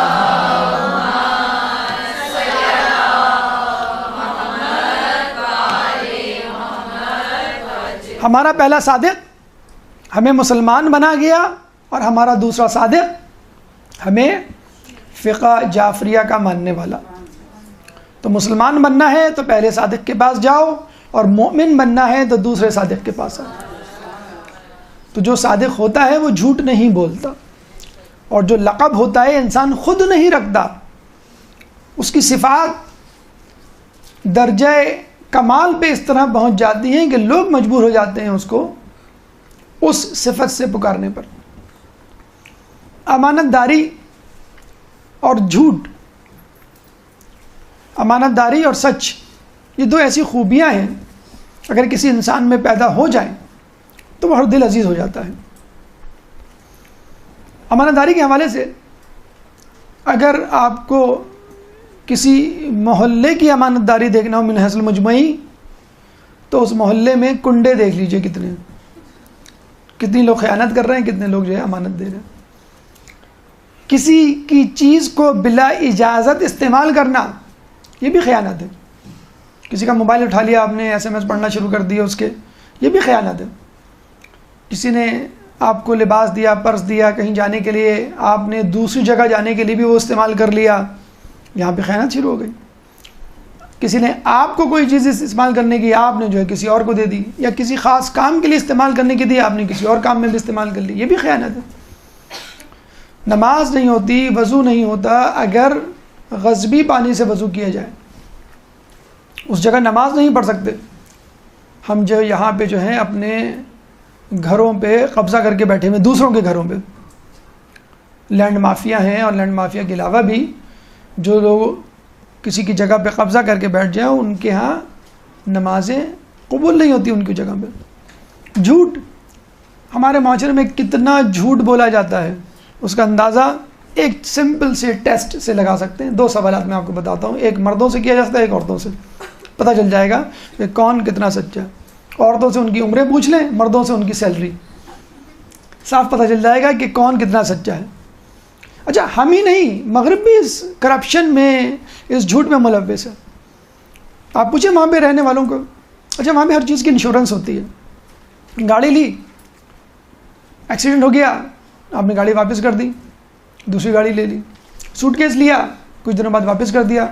کراچی آئے, کراچی سے آ کر دوبارہ انگلینڈ چلے گئے, 2 مہینے لگے آپ کو, آپ نے 2 مہینے بعد واپس کر دیا. بھائی یہ تو سوٹ کیس آپ نے کہا تھا 5 سال کی گارنٹی, 2 مہینے میں خراب ہو گیا. بھائی آپ PIA کی پرواز سے چلیں گے تو سوٹ کیس تو خراب ہوگا. آپ کو چھوٹی سی چوٹ آئی اور آپ جو ہے وہ پیر پہ آپ لنگڑا کے چلنے لگے کہ بھائی مجھے بہت درد ہو رہا ہے اور مجھے. مغرب کے معاشرے میں اس طرح لوٹ رہے ہیں لوگ انشورنس کمپنیز کو, بیوقوف بنا کے, گورے بھی کالے بھی. پتہ نہیں کس نے کس کو سکھایا. بہرحال وہاں پہ یہ ہو رہا ہے کام. سوئس بینک اتنا رچ ملک ہے, وہ کیا کر رہا ہے؟ دنیا بھر کے لوگوں کی دولت کو اپنے بینک میں جمع کر رہا ہے اور وہ پوچھتا نہیں ہے دولت تم کہاں سے لائے. زیادہ تر دولت جو ہے وہ مسلمان ممالک, کرپشن کی دولت. پاکستان, انڈیا اول نمبر پہ. اچھا دینے والا نہ یہ بتلاتا ہے کہ میں نے کہاں سے کمائی, نہ یہ بتلاتا ہے کہ میرے علاوہ کون اس کا ذمہ دار ہوگا. اگر وہ مر گیا, جو کہ ہوتا ہے, ایک گورنمنٹ کے آنے کے بعد دوسری گورنمنٹ اس کو پھانسی دے دیتی ہے, زندان میں ڈال دیتی ہے, سارے اثاثے فریز کر دیتی ہے. تو سوئس گورنمنٹ کیا کرتی ہے, اب وہ اکاؤنٹ کسی اور کو نہیں دے گی, وہ پیسے خود کھا لیتی ہے. خود آپ کے بینک میں بھی اگر آپ کسی بینک میں پیسے جمع کرائیں اور سیکنڈ پرسن کا نام مینشن نہ کریں کہ میری موت کی صورت میں, حادثے کی صورت میں آپ کس کو رابطہ کریں, تو بینک خود رکھ لیتا ہے. کروڑوں اربوں روپے اس طرح بینک کما لیتے ہیں ہر سال. تو سوئس بینک جہاں پہ کروڑوں اربے روپے جو ہے سیاستدانوں کے موجود ہوں گے, تو وہاں پہ کیا حال ہوگا دولت کا. امانت داری اور جھوٹ یہ کسی بھی شخص اور قوم کو جانچنے کا بہترین ذریعہ ہے. انگلینڈ والے اتنا امانت داری کا ڈھول پیٹتے ہیں, کوہ نور ہیرا اب تک انہوں نے واپس نہیں کیا ہمارا. باقاعدہ لاہور کی عدالت میں کوہ نور ہیرے پہ کیس ہوا ہے انگلینڈ کی گورنمنٹ کے خلاف کہ ہمارا ہیرا نہیں واپس کر کے دے رہے ابھی تک. برطانیہ کی ملکہ کے تاج پہ ابھی تک جو ہے وہ ہیرا جڑا ہوا ہے. اتنی دنیا بھر کی دولت رکھی بھی آپ نے اور کوہ نور ہیرا جو ہے وہ واپس کر کے نہیں دے رہے. تو لوگوں کو آپ کرپشن فری سوسائٹی کا درس دے رہے ہیں, خود آپ کی ملکہ جو ہے وہ کوہ نور ہیرا جو ہے وہ دبا کے بیٹھی ہوئی ہے. تو اگر آپ انسان کو درس دینا چاہتے ہیں صداقت کا, امانت کا, تو پہلے آپ اس پہ خود عمل کیجئے انفرادی طور پہ من حیث المجموعی بطور قوم, اور پھر لوگوں کو درس دیجئے. اس کے بعد چھٹا پیغام حجت الوداع کا, خطبہ حجت الوداع کا, مردوں کے حقوق عورتوں پہ. ایک درود پڑھ دیں محمد علیہ محمد.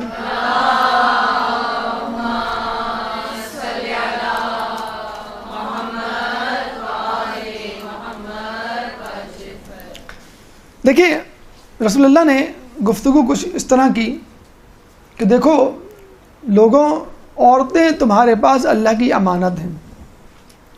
جس طرح تمہارے کچھ حقوق ہیں عورتوں پر, اس طرح عورتوں کے کچھ حقوق ہیں تمہارے پر. پھر انہوں نے مردوں کے حقوق بتائے اور عورتوں کے مختصراً. تفصیلات تو دیگر روایات اور آیات میں مل جائے گی آپ کو. مردوں کے حقوق عورتوں پر رسول اللہ نے 2 حقوق بتائے.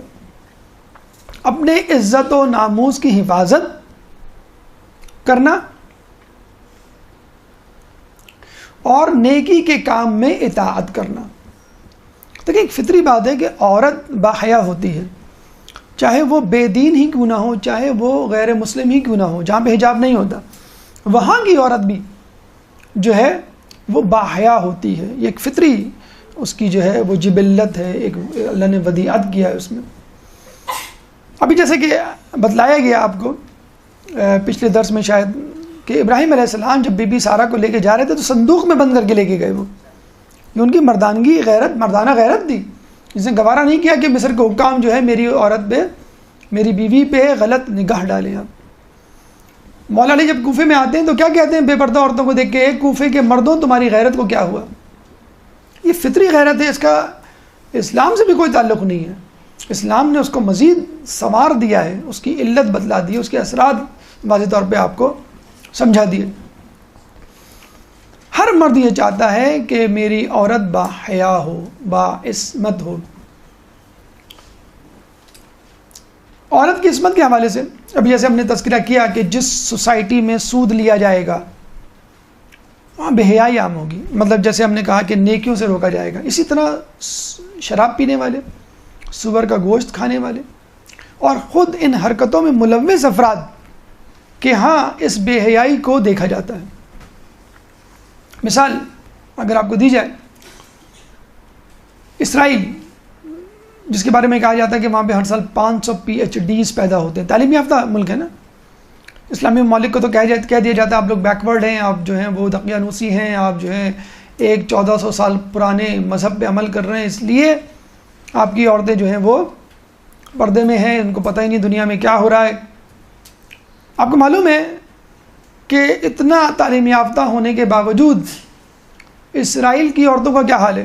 ابھی ایک رپورٹ اخبار میں چھپی تھی کہ اسرائیل کی پارلیمنٹ میں جتنی عورتیں ہیں ان سے فرداً انٹرویو لیا گیا کہ آپ اپنے آپ کو کابینہ میں پارلیمنٹ میں کیسے محسوس کرتی ہیں۔ ہر پارلیمانی ممبر خاتون نے یہ کہا کہ میں اپنے آپ کو اس پارلیمنٹ میں غیر محفوظ تصور کرتی ہوں۔ کسی ایک نے نہیں کہا کہ دیکھیں نا پارلیمنٹ میں، اچھا ان کے یہاں ہمارے یہاں والا حساب نہیں ہے، ہمارے یہاں تو جو ہے وہ ڈگریاں جعلی بنوا کے جو الیکشن لڑے جاتے ہیں، وہاں بہت PhD ٹائپ کے لوگ جو ہیں وہ ماسٹرز ڈگری کیے ہوئے لوگ الیکشن میں حصہ لیتے ہیں اور آگے آتے ہیں، فقط دولت کی بنیاد پہ نہیں آتے۔ تو اتنا پڑھا لکھا معاشرہ جہاں 500 PhDs پیدا ہوتے ہیں، جس کی پارلیمنٹ کی ہر عورت نے کہا، کہتے ہیں ناٹ اے سنگل وومن جس نے کہا کہ آئی ایم سیکیورڈ، میں بالکل محفوظ تصور کرتی ہوں۔ ہر عورت نے کہا کہ یہاں پہ جو یہ چور و چکوں کی بات نہیں کر رہی تھی، وہ سڑکوں چوراہوں پہ گھومنے والے مردوں لچے لفنگوں کی بات نہیں کر رہی تھی، جو پارلیمنٹ میں ممبران ہیں اسرائیل کے، کہتی ہے کہ ہمیں ان سے خطرہ ہے، ہمیں اپنی عزت بچانا جو ہے وہ ناممکن ہوتا جا رہا ہے۔ اسرائیل کی کابینہ، اسی طرح فرانس کی کابینہ کی خواتین سے رابطہ کیا گیا، انہوں نے بھی یہی جواب دیا۔ وہاں تو کتنے کیسز وجود میں آ چکے ہیں۔ خود BBC کی ویب سائٹ کے حوالے سے، BBC کا جو چینل ہے ریڈیو نیوز چینل، اس کے کتنے ڈائریکٹرز مینیجرز اس میں انوالو پائے گئے ہیں خواتین کے ساتھ زیادتیوں کے کیسز میں۔ تو جو مغربی معاشرہ یہ کہتا ہے کہ ہماری تعلیم لوگوں کو روشن دماغ بناتی ہے، کیسے روشن دماغ بناتی ہے؟ علم و نور، علم تو نور ہے، وہ ہمیں حلال حرام میں تمیز سکھاتا ہے، نیکی اور بدی کی جو ہے وہ فرق کرنے کی توفیق دیتا ہے کہ یہ آپ کا کیسا معاشرہ اتنا پڑھا لکھا ہونے کے باوجود وہاں پہ جو ہے یہ سب چیزیں جاری ہیں۔ باقاعدہ امریکہ میں ایک تنظیم بنی کہ جس تنظیم میں یہ فیصلہ کیا کہ ہم باقاعدہ خفیہ ویڈیوز بنائیں گے چوراہوں پر، سڑکوں پر، کہ جن خواتین کو چھیڑا جاتا ہے۔ 26 ممالک میں اب اس تنظیم کے دفتر موجود ہیں۔ جب انہوں نے ویڈیوز بنائی تو پوری نیو یارک میں چھاپے پڑنے شروع ہو گئے، جس طرح یہاں رینجرز کے چھاپے پڑتے ہیں پولیٹیکل، وہاں پہ کیوں چھاپے پڑنے شروع ہو گئے؟ انہوں نے فلاں عورت کو فلاں جگہ پہ چھیڑا تھا، ویسل بجائی تھی، یا جو ہے وہ کمنٹس پاس کیے تھے۔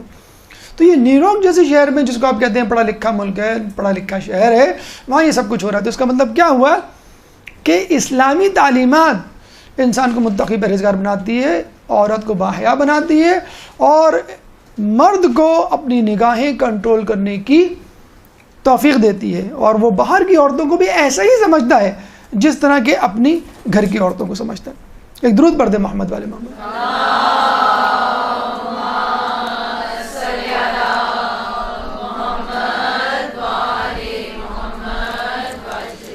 اچھا، یہ تو ہو گئے عورتوں کے حقوق، اب مردوں کے حقوق، اب عورتوں کے حقوق مردوں پر۔ رسول فرماتے ہیں کہ دیکھو تمہارے ذمے ان کے کپڑے اور کھانا یعنی نان و نفقہ ہے، اور دیکھو ان کو مارنا مت۔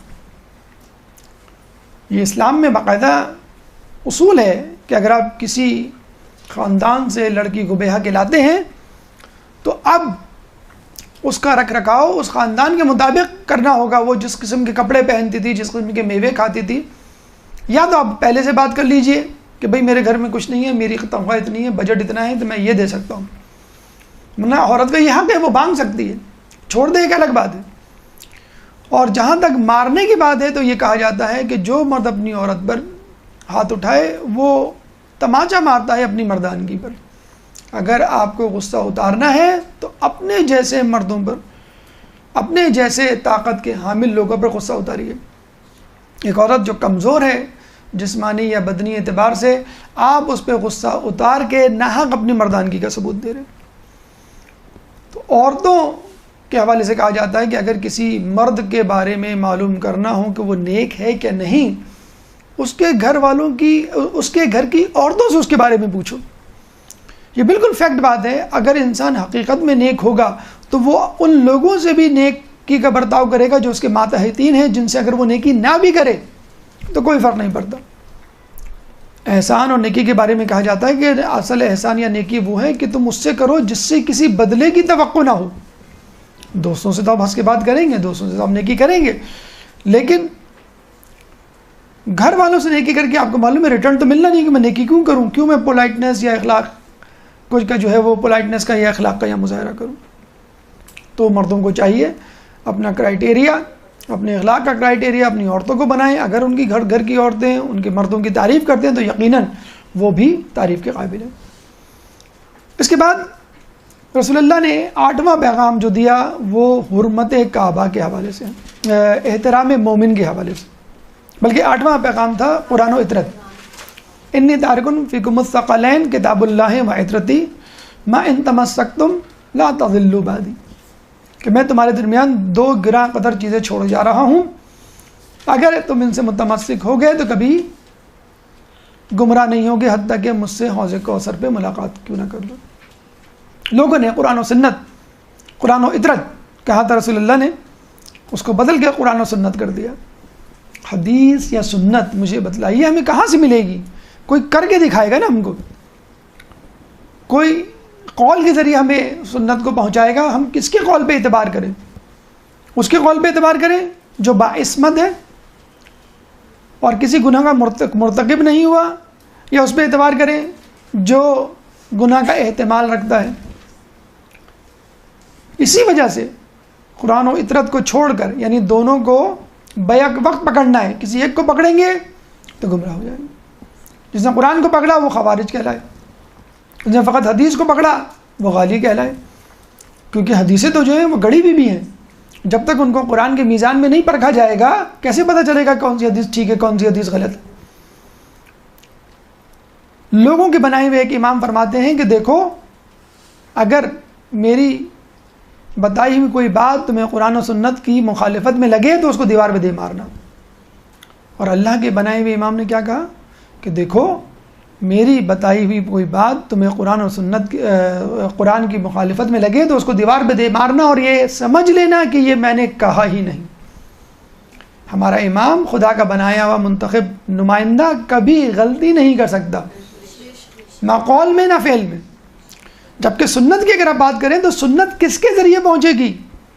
اگر غیر معصوم کے ذریعے پہنچے گی تو اس میں احتمال موجود ہے کہ وہ غلط ہو، من گھڑت ہو، غلو ہو، کوئی امتزاج ہو، کوئی ملاوٹ ہو. اور اگر معصوم کے ذریعے پہنچے گی تو اس میں کسی قسم کا احتمال یا شک و شبے کی گنجائش نہیں ہوگی. درود پڑھ دیں محمد والے محمد. اللہم صلی علی محمد.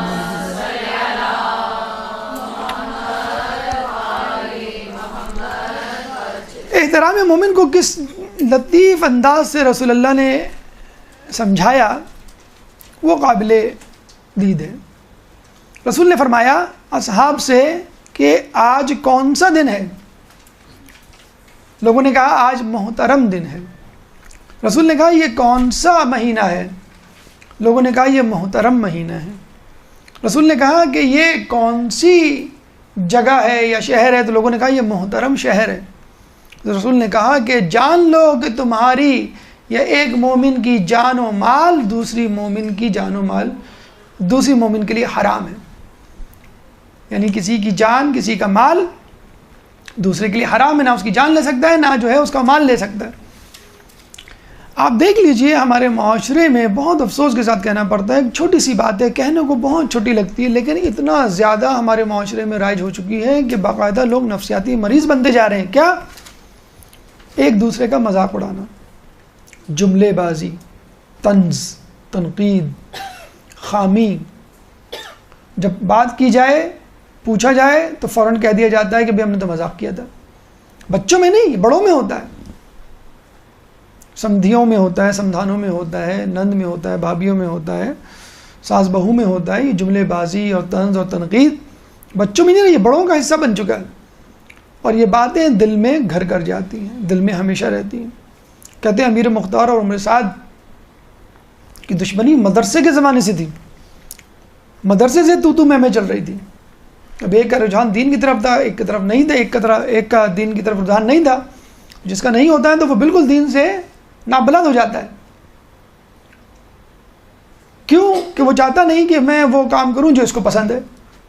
نماز بھی چھوڑ دے گا، داڑھی بھی کٹوا لے گا، حجاب بھی چھوڑ دے گی وہ عورت کہ میں نہیں چاہتی کہ جو کام اس کو پسند ہے وہ میں کروں. پھر ضد بازی انسان کو ہو جاتی ہے. بولنگ جسے کہتے ہیں، بچوں کے حوالے سے اسکول میں بہت زیادہ بچوں کا مذاق اڑانا کسی بنیاد پر. ابھی انگلینڈ میں ریسرچ کی گئی تو پتہ چلا کہ ہر تیسرا شخص جو کہ نفسیاتی مریض ہیں، ہر تیسرا نفسیاتی مریض بچپن میں بولنگ کا شکار رہا ہے. یعنی بچپن سے اس کو لوگ چھیڑتے آئے ہیں، کالا رنگ ہونے کے، چھوٹا قد ہونے کی وجہ سے، موٹاپے کی وجہ سے، غریب ہونے کی وجہ سے، کسی بھی وجہ سے اس کو چھیڑتے آئے، اس کا مذاق اڑاتے ہوئے آئے. اس لیے جو ہے وہ آگے چل کر نفسیاتی مریض بن گیا. ہم اپنے بچے کا مذاق اڑا رہے ہوتے ہیں. تمہیں تو کوئی کام کرنا نہیں آتا، تم سے کام کہا جائے تو اس کام کو بگاڑ دیتے ہو. اس سے بہتر تو یہ کہ انسان خود کام کر لے. تم لوگوں کے ہوتے ہوئے تو یہاں پہ کوئی کام نہیں ہو سکتا، چلو نکل جاؤ. کتنی مرتبہ منع کیا ہے کہ بیچ میں نہیں بولا کرو. تو یہ ہم کیا کر رہے ہیں؟ بچے کی شخصیت کو ڈسٹارٹ کر رہے ہیں. تم اتنے سوال جواب کرتی کیوں ہو؟ کیا ضرورت ہے تمہیں ہر کسی کی نوک جھوک سنگن لینے کی؟ تو ہم یہ کیا کر رہے ہیں؟ اپنے بچوں کو بلنگ کر رہے ہیں، اپنے بچوں کی توہین کر رہے ہیں. ضروری نہیں ہے کہ توہین جو ہے وہ اپنے سامنے کے برابر کے ہم منصب انسان کی ہو، بچوں کی بھی توہین ہو سکتی ہے. اصحاب رسول جب جا رہے تھے ہجرت مدینہ کے وقت تو کعبے کی طرف رک کے رونے لگے کھڑے ہو کر. رسول نے کہا کہ کعبہ تمہیں بڑا عزیز ہے؟ کہنے لگے ہے، ہاں کیوں نہیں عزیز ہو، اللہ کا گھر ہے. رسول نے کہا کہ مومن کی عزت اس کعبے سے بڑھ کر ہے. ہم بڑے آرام سے مومن کا مذاق اڑا جاتے ہیں، ہم بڑے مذاق سے جو ہے اس کی بات کو رد کر جاتے ہیں. کیونکہ وہ اللہ کا ولی، کوئی امام، کوئی نبی، کوئی بزرگ شخصیت نہیں ہے. صرف اس وجہ سے کوئی ہی کیوں نہ ہو، حتیٰ کہ فاسق و فاجر ہی کیوں نہ ہو. اللہ گناہ کی نہیں بات کر رہا میں. ایک ہوتے ہیں سیکولر انوائرمنٹ میں رہنے والے، لیکن آپ کو حق نہیں ہے.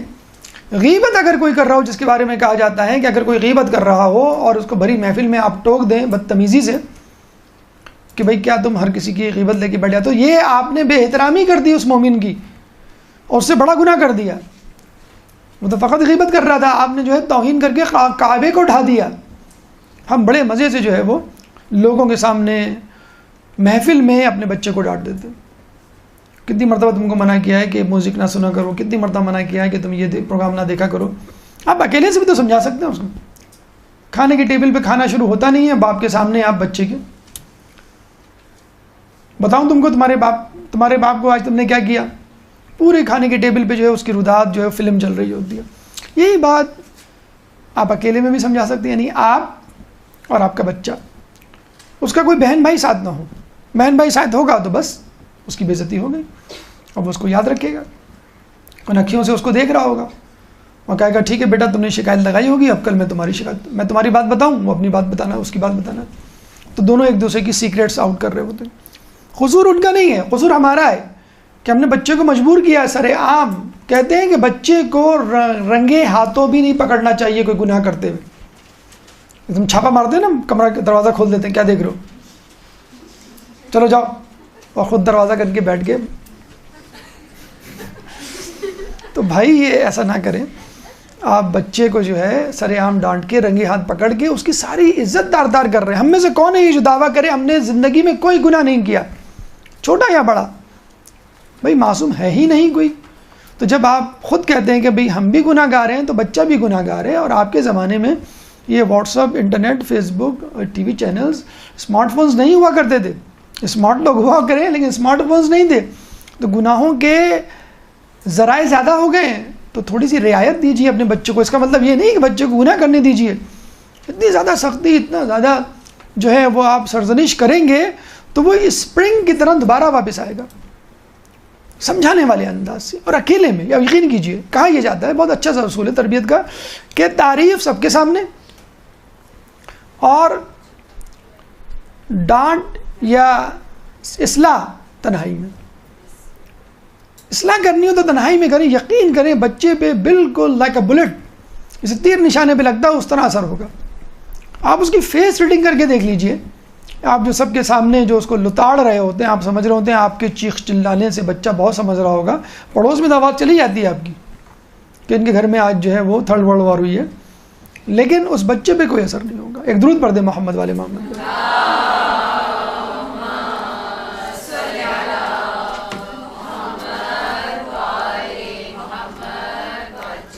10واں اور آخری مرحلہ امر بالمعروف و نہی عن المنکر. رسول اللہ نے کہا کہ دیکھو جو لوگ موجود ہیں وہ لوگ ان لوگوں تک میرا پیغام پہنچا دیں کہ جو نہیں موجود، کیونکہ میرے بعد کوئی نبی نہیں آئے گا. کتنا بڑا اسٹیٹس دیا ہے، کتنی عزت دی ہے، وجہ بتلا دی کہ جو لوگ موجود ہیں وہ ان لوگوں تک میرا پیغام پہنچا دیں کہ جو موجود نہیں ہیں، کیونکہ میرے بعد کوئی نبی نہیں ہوگا. اس کا مطلب کیا ہوا؟ اب امت کو نبیوں والا کام کرنا ہے. ہر شخص معنوی طور پہ اپنے آپ کو نبی سمجھے، اندرونی طور پہ اپنے آپ کو نبی سمجھے، کام کرنے کے حوالے سے اپنے آپ کو اللہ کا میسنجر سمجھے. حقیقت میں نہیں، ورچولی جسے کہتے ہیں لفظ، ایکچولی نہیں، ورچولی، کیونکہ ہم نبیوں والا کام کر رہے ہیں. اب کوئی شخص یہ نہ کہے کہ میں بیچلر ماسٹرز کی ڈگری لوں، میں حوزہ علمیہ میں پڑھوں، میں امامہ سر پہ رکھوں، میں حجاب کروں، یا میں تمام کام کر لوں. تب جو کام آپ کر رہے ہیں اس کی تبلیغ شروع کر دیجیے.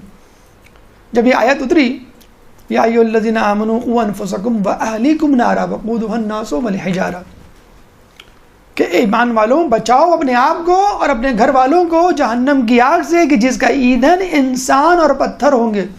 روتا ہوا آیا باقاعدہ کہ رسول پہلے اپنے آپ کو جہنم سے بچانا کیا مشکل تھا؟ آسان تھا کہ جو میں اپنے گھر والوں کو بھی بچاؤں، بہت مشکل کام ہے.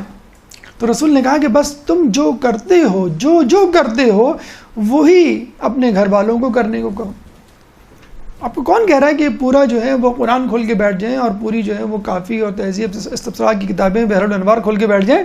بس جو آپ کر رہے ہیں، بلکہ بولنے کی بھی ضرورت نہیں گھر والوں کو، تو جو آپ کر رہے ہیں آپ کو دیکھ کے وہ بھی کریں گے. آپ ٹی وی دیکھ رہے ہیں، بچے بھی ٹی وی دیکھیں گے. آپ نماز پڑھ رہے ہیں، آپ بچے بھی نماز پڑھیں گے. حجاب کر رہے ہیں، بچے بھی نماز پڑھیں گے. تو بس جو آپ کر رہے ہیں لوگوں کو کہیں وہ کرتے چلے جائیں گے.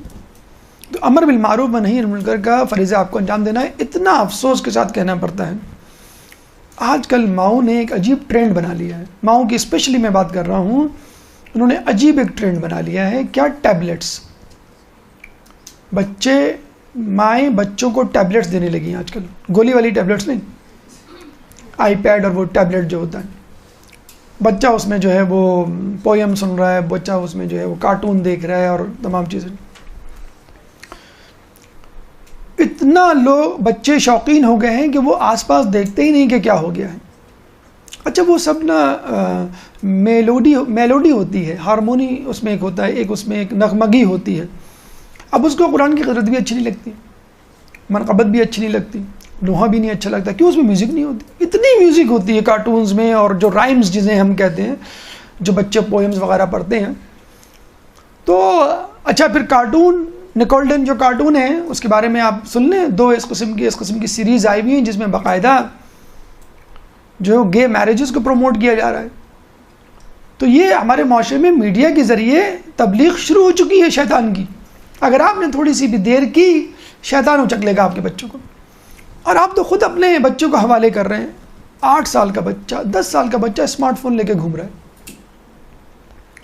کمپٹیشن میں، میٹرلزم کی دوڑ میں کہ چچا نے دلایا ہے تو میں بھی، چچا کے بیٹے کے پاس موبائل ہے، میرے پاس بھی موبائل ہے. آپ کو معلوم ہے اس موبائل پہ وہ کیا دیکھ رہا ہے؟ آپ صرف ویب سائٹ، جو نیوز ویب سائٹس ہیں وہ پڑھ لیں، آپ دائیں بائیں آپ دیکھ لیں، ایڈورٹیزمنٹ جو چل رہے ہوتے ہیں فیس بک پہ اور جو نیوز ویب سائٹ ہے، آپ کے بچے وہ دیکھ رہے ہیں. اور آپ جو ہے ٹیبلٹ دلا کے اس کو وہاں بٹھا دیتی ہیں. وہاں کیا بٹھاتی ہیں؟ آپ ایک صوفے پہ بیٹھے ہو، ایک بستر پہ بیٹھے ہو، آپ اس کونے پہ، بچہ اس کونے پہ. ایک ماں نے باقاعدہ فون کر کے کہا ہے کہ میرا بچہ کچھ نہیں پڑھتا، اسکول بھی نہیں جاتا، سوتا رہتا ہے، یا پھر میں نے کہا یا پھر کہنا بس موبائل سے کھیلتا رہتا ہے، اسمارٹ فون. کس نے دلایا؟ نانی نے دلایا، ضد کر رہا تھا. اب بچہ کسی کی نہیں سنتا، خود بچہ کہتا ہے میں کیا کروں. مجھے ایک نوجوان کے بارے میں پتا چلا کہ نوجوان کے اب تو وہ ادھیڑ عمر میں داخل ہو گئے، 40 سال کے ہو گئے، وہ 10 سال سے کوئی جاب نہیں کر رہے، فقط کمپیوٹر کے آگے بیٹھے رہتے ہیں صبح سے لے کے رات تک. ہمارے ایک اسٹوڈنٹ تھے، جب نیا نیا انٹرنیٹ آیا تھا، کتنے گھنٹے وہ انٹرنیٹ پہ بیٹھتا تھا؟ 14 گھنٹے. 14 گھنٹے. اور آج کل آپ دیکھ لیجئے 4 دوست بیٹھے ہوں گے، سب اپنے اپنے موبائل پہ لگے ہوئے ہوں گے. سنگاپور میں باقاعدہ ایک ایپ انٹروڈیوس کروایا ہے سنگاپور نے کہ جب 4-5 لوگ بیٹھے ہوں تو وہاں پہ وہ ایپ آن کریں آپ تو سارے موبائل جیم ہو جائیں گے. کیوں؟ تاکہ لوگ موبائل پہ نہ بات کریں، ایک دوسرے سے بات کریں. کیا ہوتا ہے؟ جو انسان بیٹھا ہوا ہے اس سے بات نہیں کر رہے، جو موجود نہیں اس سے بات کر رہے ہیں. ایک دوست جو بیٹھا ہوا تھا، جب دیکھا اس نے کوئی نہیں بات کر رہا، سب اپنے موبائل پہ لگے ہوئے، تو اٹھ کے چلا گیا اپنے گھر. پھر وہاں سے SMS کرنا شروع کر دیا، پھر لوگ بات کرنے لگے.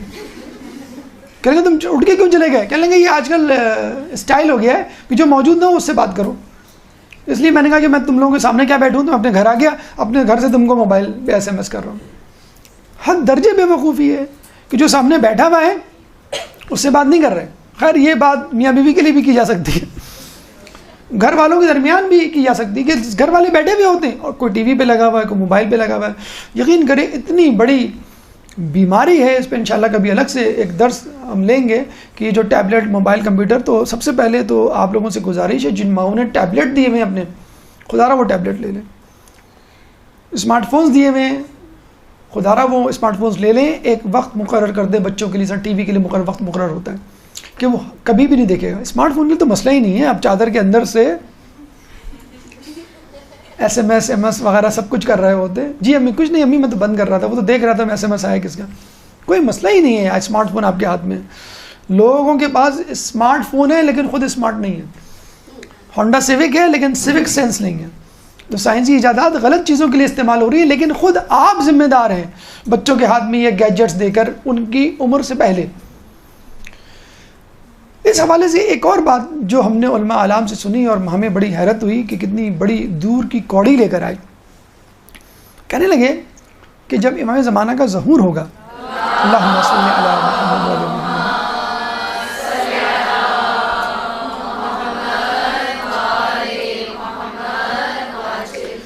امام کا جب ظہور ہوگا تو حاطب غیبی سے ندائے آسمانی آئے گی کہ امام کا ظہور ہو چکا. آپ کو معلوم ہے کہ اس کے فوراً بعد اعلان ہوگا کہ امام کا ظہور نہیں ہوا بلکہ فلاں جگہ فلاں واقعہ ہوا ہے. پھر دوبارہ اعلان ہوگا، پھر دوبارہ، پھر 4-5 کئی اعلانات ہوں گے. جو امام کی نصرت کے لیے جانے والے تھے وہ ٹھہر جائیں گے. ہمیں آج کل شوق ہے نا بریکنگ نیوز دیکھنے کا، ہر SMS کو پڑھنے کا، ہر مس کال کو دیکھ کے سوچنے کا کس کا ہوگا کس کا ہوگا. ارے بھائی جب نام فیڈ نہیں ہے ڈو ہیل ود، کیا ضرورت ہے آپ کو سوچنے کی؟ آخر میں 03 آ رہا ہے، آخر میں 05 آ رہا ہے، کس کا تھا کس کا. ارے چھوڑ دیں بھائی، ان نون نمبر کیوں دماغ کا. تو کہتے ہیں کہ یہ جو علماء اعلام جو فیوچر پہ نظر رکھے ہوئے وہ کہتے ہیں کہ جو بعد کی خبریں ہوں گی، بعد کی ندائیں ہوں گی، وہ سیٹلائٹ ٹی وی اور موبائلز کے ذریعے آئیں گی. بریکنگ نیوز ہوں گی، فلاں جگہ یہ واقع ہو گیا، فلاں جگہ یہ واقع ہو گیا، فلاں یہ ہو گیا، آپ اس طرف جائیں، یا فلاں خبروں کی اپڈیٹس لیں. کیا ہوا ہوگا زیادہ زیادہ؟ ورلڈ کپ، T20، اولمپکس، کسی فلم، کسی ڈرامے کا شاخسانہ، اور لوگ امام کی خبر کو بھول جائیں گے اور ان کی توجہ اس طرف ہو جائے گی. جیسے آج کل ہم نہیں کرتے، T20 ورلڈ کپ، اولمپک آ رہا ہے، چلو مجلس میں نہیں جاتے یار، گھر پہ سن لیں گے. نماز مؤخر کرتے ہیں کہ نہیں کرتے ہم اپنے میچز کے لیے؟ تو بس اس وقت بھی یہی ہوگا، یہی میڈیا ہوگا جو آپ کو امام کی نصرت سے روکے گا. آپ تو یہی کہیں گے کہ میں تو سمجھا تھا کہ نہیں ہوا یا غلط نیوز دی. آپ کو یہ عادت کس نے ڈلوائی؟ علماء اعلام نے تو نہیں کہا تھا کہ آپ ہر وقت جو ہے وہ اپنے موبائل کی ہر بات پر یقین کر لیں. علماء اعلام اور مجالس میں نہ جائیں آپ. کتابیں نہ پڑھیں، دروس نہ سنیں، تو اگر آپ امر بالمعروف و نہی عن المنکر نہیں کریں گے تو یہ میڈیا تو کر رہا ہے، کرے گا نہیں، کر رہا ہے۔ میڈیا، ڈرامے، فلمیں، انٹرنیٹ آپ کے بچوں کی تربیت غیر محسوس طریقے پہ کر رہے ہیں، وہ کر لیں گے۔ آخر میں ایک بات کہنا ہم ضروری سمجھیں گے، حجت الوداع، ایک درود پڑھ دیں محمد والے محمد۔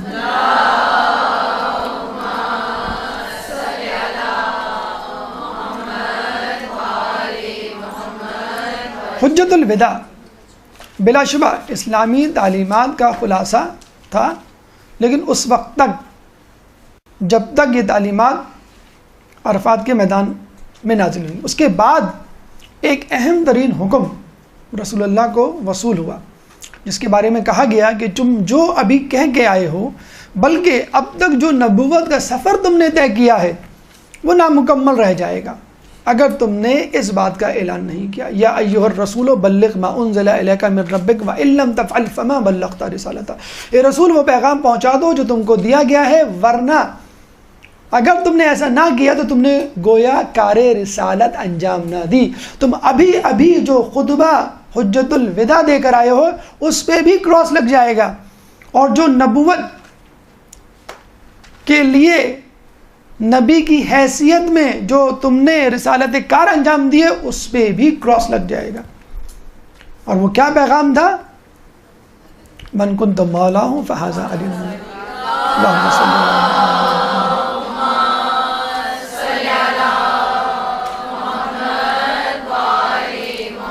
اور اگر ایسا نہ ہوتا تو جبرائیل فوراً یہ آیت لے کے نہ نازل ہوتے، الیوم اکملت لکم دینکم واتممت علیکم نعمتی ورضیت لکم الاسلام دینا، کہ آج تمہارے لیے دین مکمل ہو گیا، تم پہ نعمتیں تمام ہو گئی اور تم دین اسلام پر راضی ہو گئے۔ اے میرے خدا مجھے اتنا تو بتلا کہ یہ آیت تو نے خطبہ حجت الوداع کے بعد کیوں نہیں نازل کی؟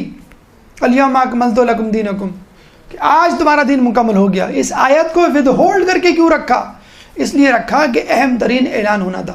اچھا اے خدا مجھے یہ بھی بتلا دے کہ اس اہم اعلان کو اگر وہاں کر دیتا تو کتنا اچھا ہوتا۔ تو کتنی احادیث، کتنے خطبے رسول اللہ کے موجود ہیں جن میں آخری جملوں کو حذف کر دیا گیا، فقط یہ کہہ کے کہ راوی بھول گیا، کہ اگر یہ اعلان حجت الوداع کے موقع پر خطبہ حجت الوداع پہ کر دیا جاتا تو لوگ کہتے کہ اتنا تو ہم نے سنا، باقی حصہ ہم بھول گئے۔ رسول نے جب کہا تھا کہ میرے بعد 12 امام ہوں گے، تمام کے تمام قریش کی شاخ بنی ہاشم سے ہوں گے، تو لوگ اس روایت کو کس طرح مروی کرنے لگے کہ رسول نے فرمایا کہ میرے بعد 12 امام ہوں گے اور تمام کے تمام قریش سے ہوں گے۔ اور جب اسی بنیاد پر سقیفہ میں خلافت کے لیے بیعت لی گئی اور مولا علی کو بتایا گیا کہ اس بات پر بیعت لی گئی ہے، تو مولا نے کہا کہ لوگ درخت تک تو پہنچ گئے، پھل نہ پا پائے، پھل نہیں حاصل کیا۔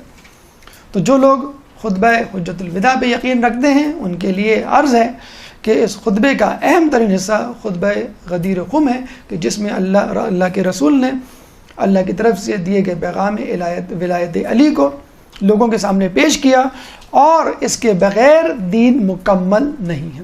اللہ تعالیٰ سے دعا ہے کہ ہمیں ولایت علی پر عمل کرنے کی اور اس کو اپنانے کی توفیق عطا فرما، مذہب اہل بیت کی پیروی کرنے کی توفیق عطا فرما، قیامت میں ان کی شفاعت سے بہرہ مند فرما، ایمان کے ظہور میں تعجیل فرما، اور ہمیں ان کے انصار و اعوان میں شامل فرما۔ وآخر دعوانا ان الحمد للہ رب العالمین۔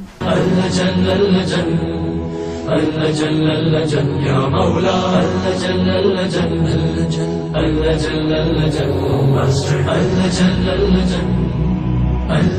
يا صاحب السماء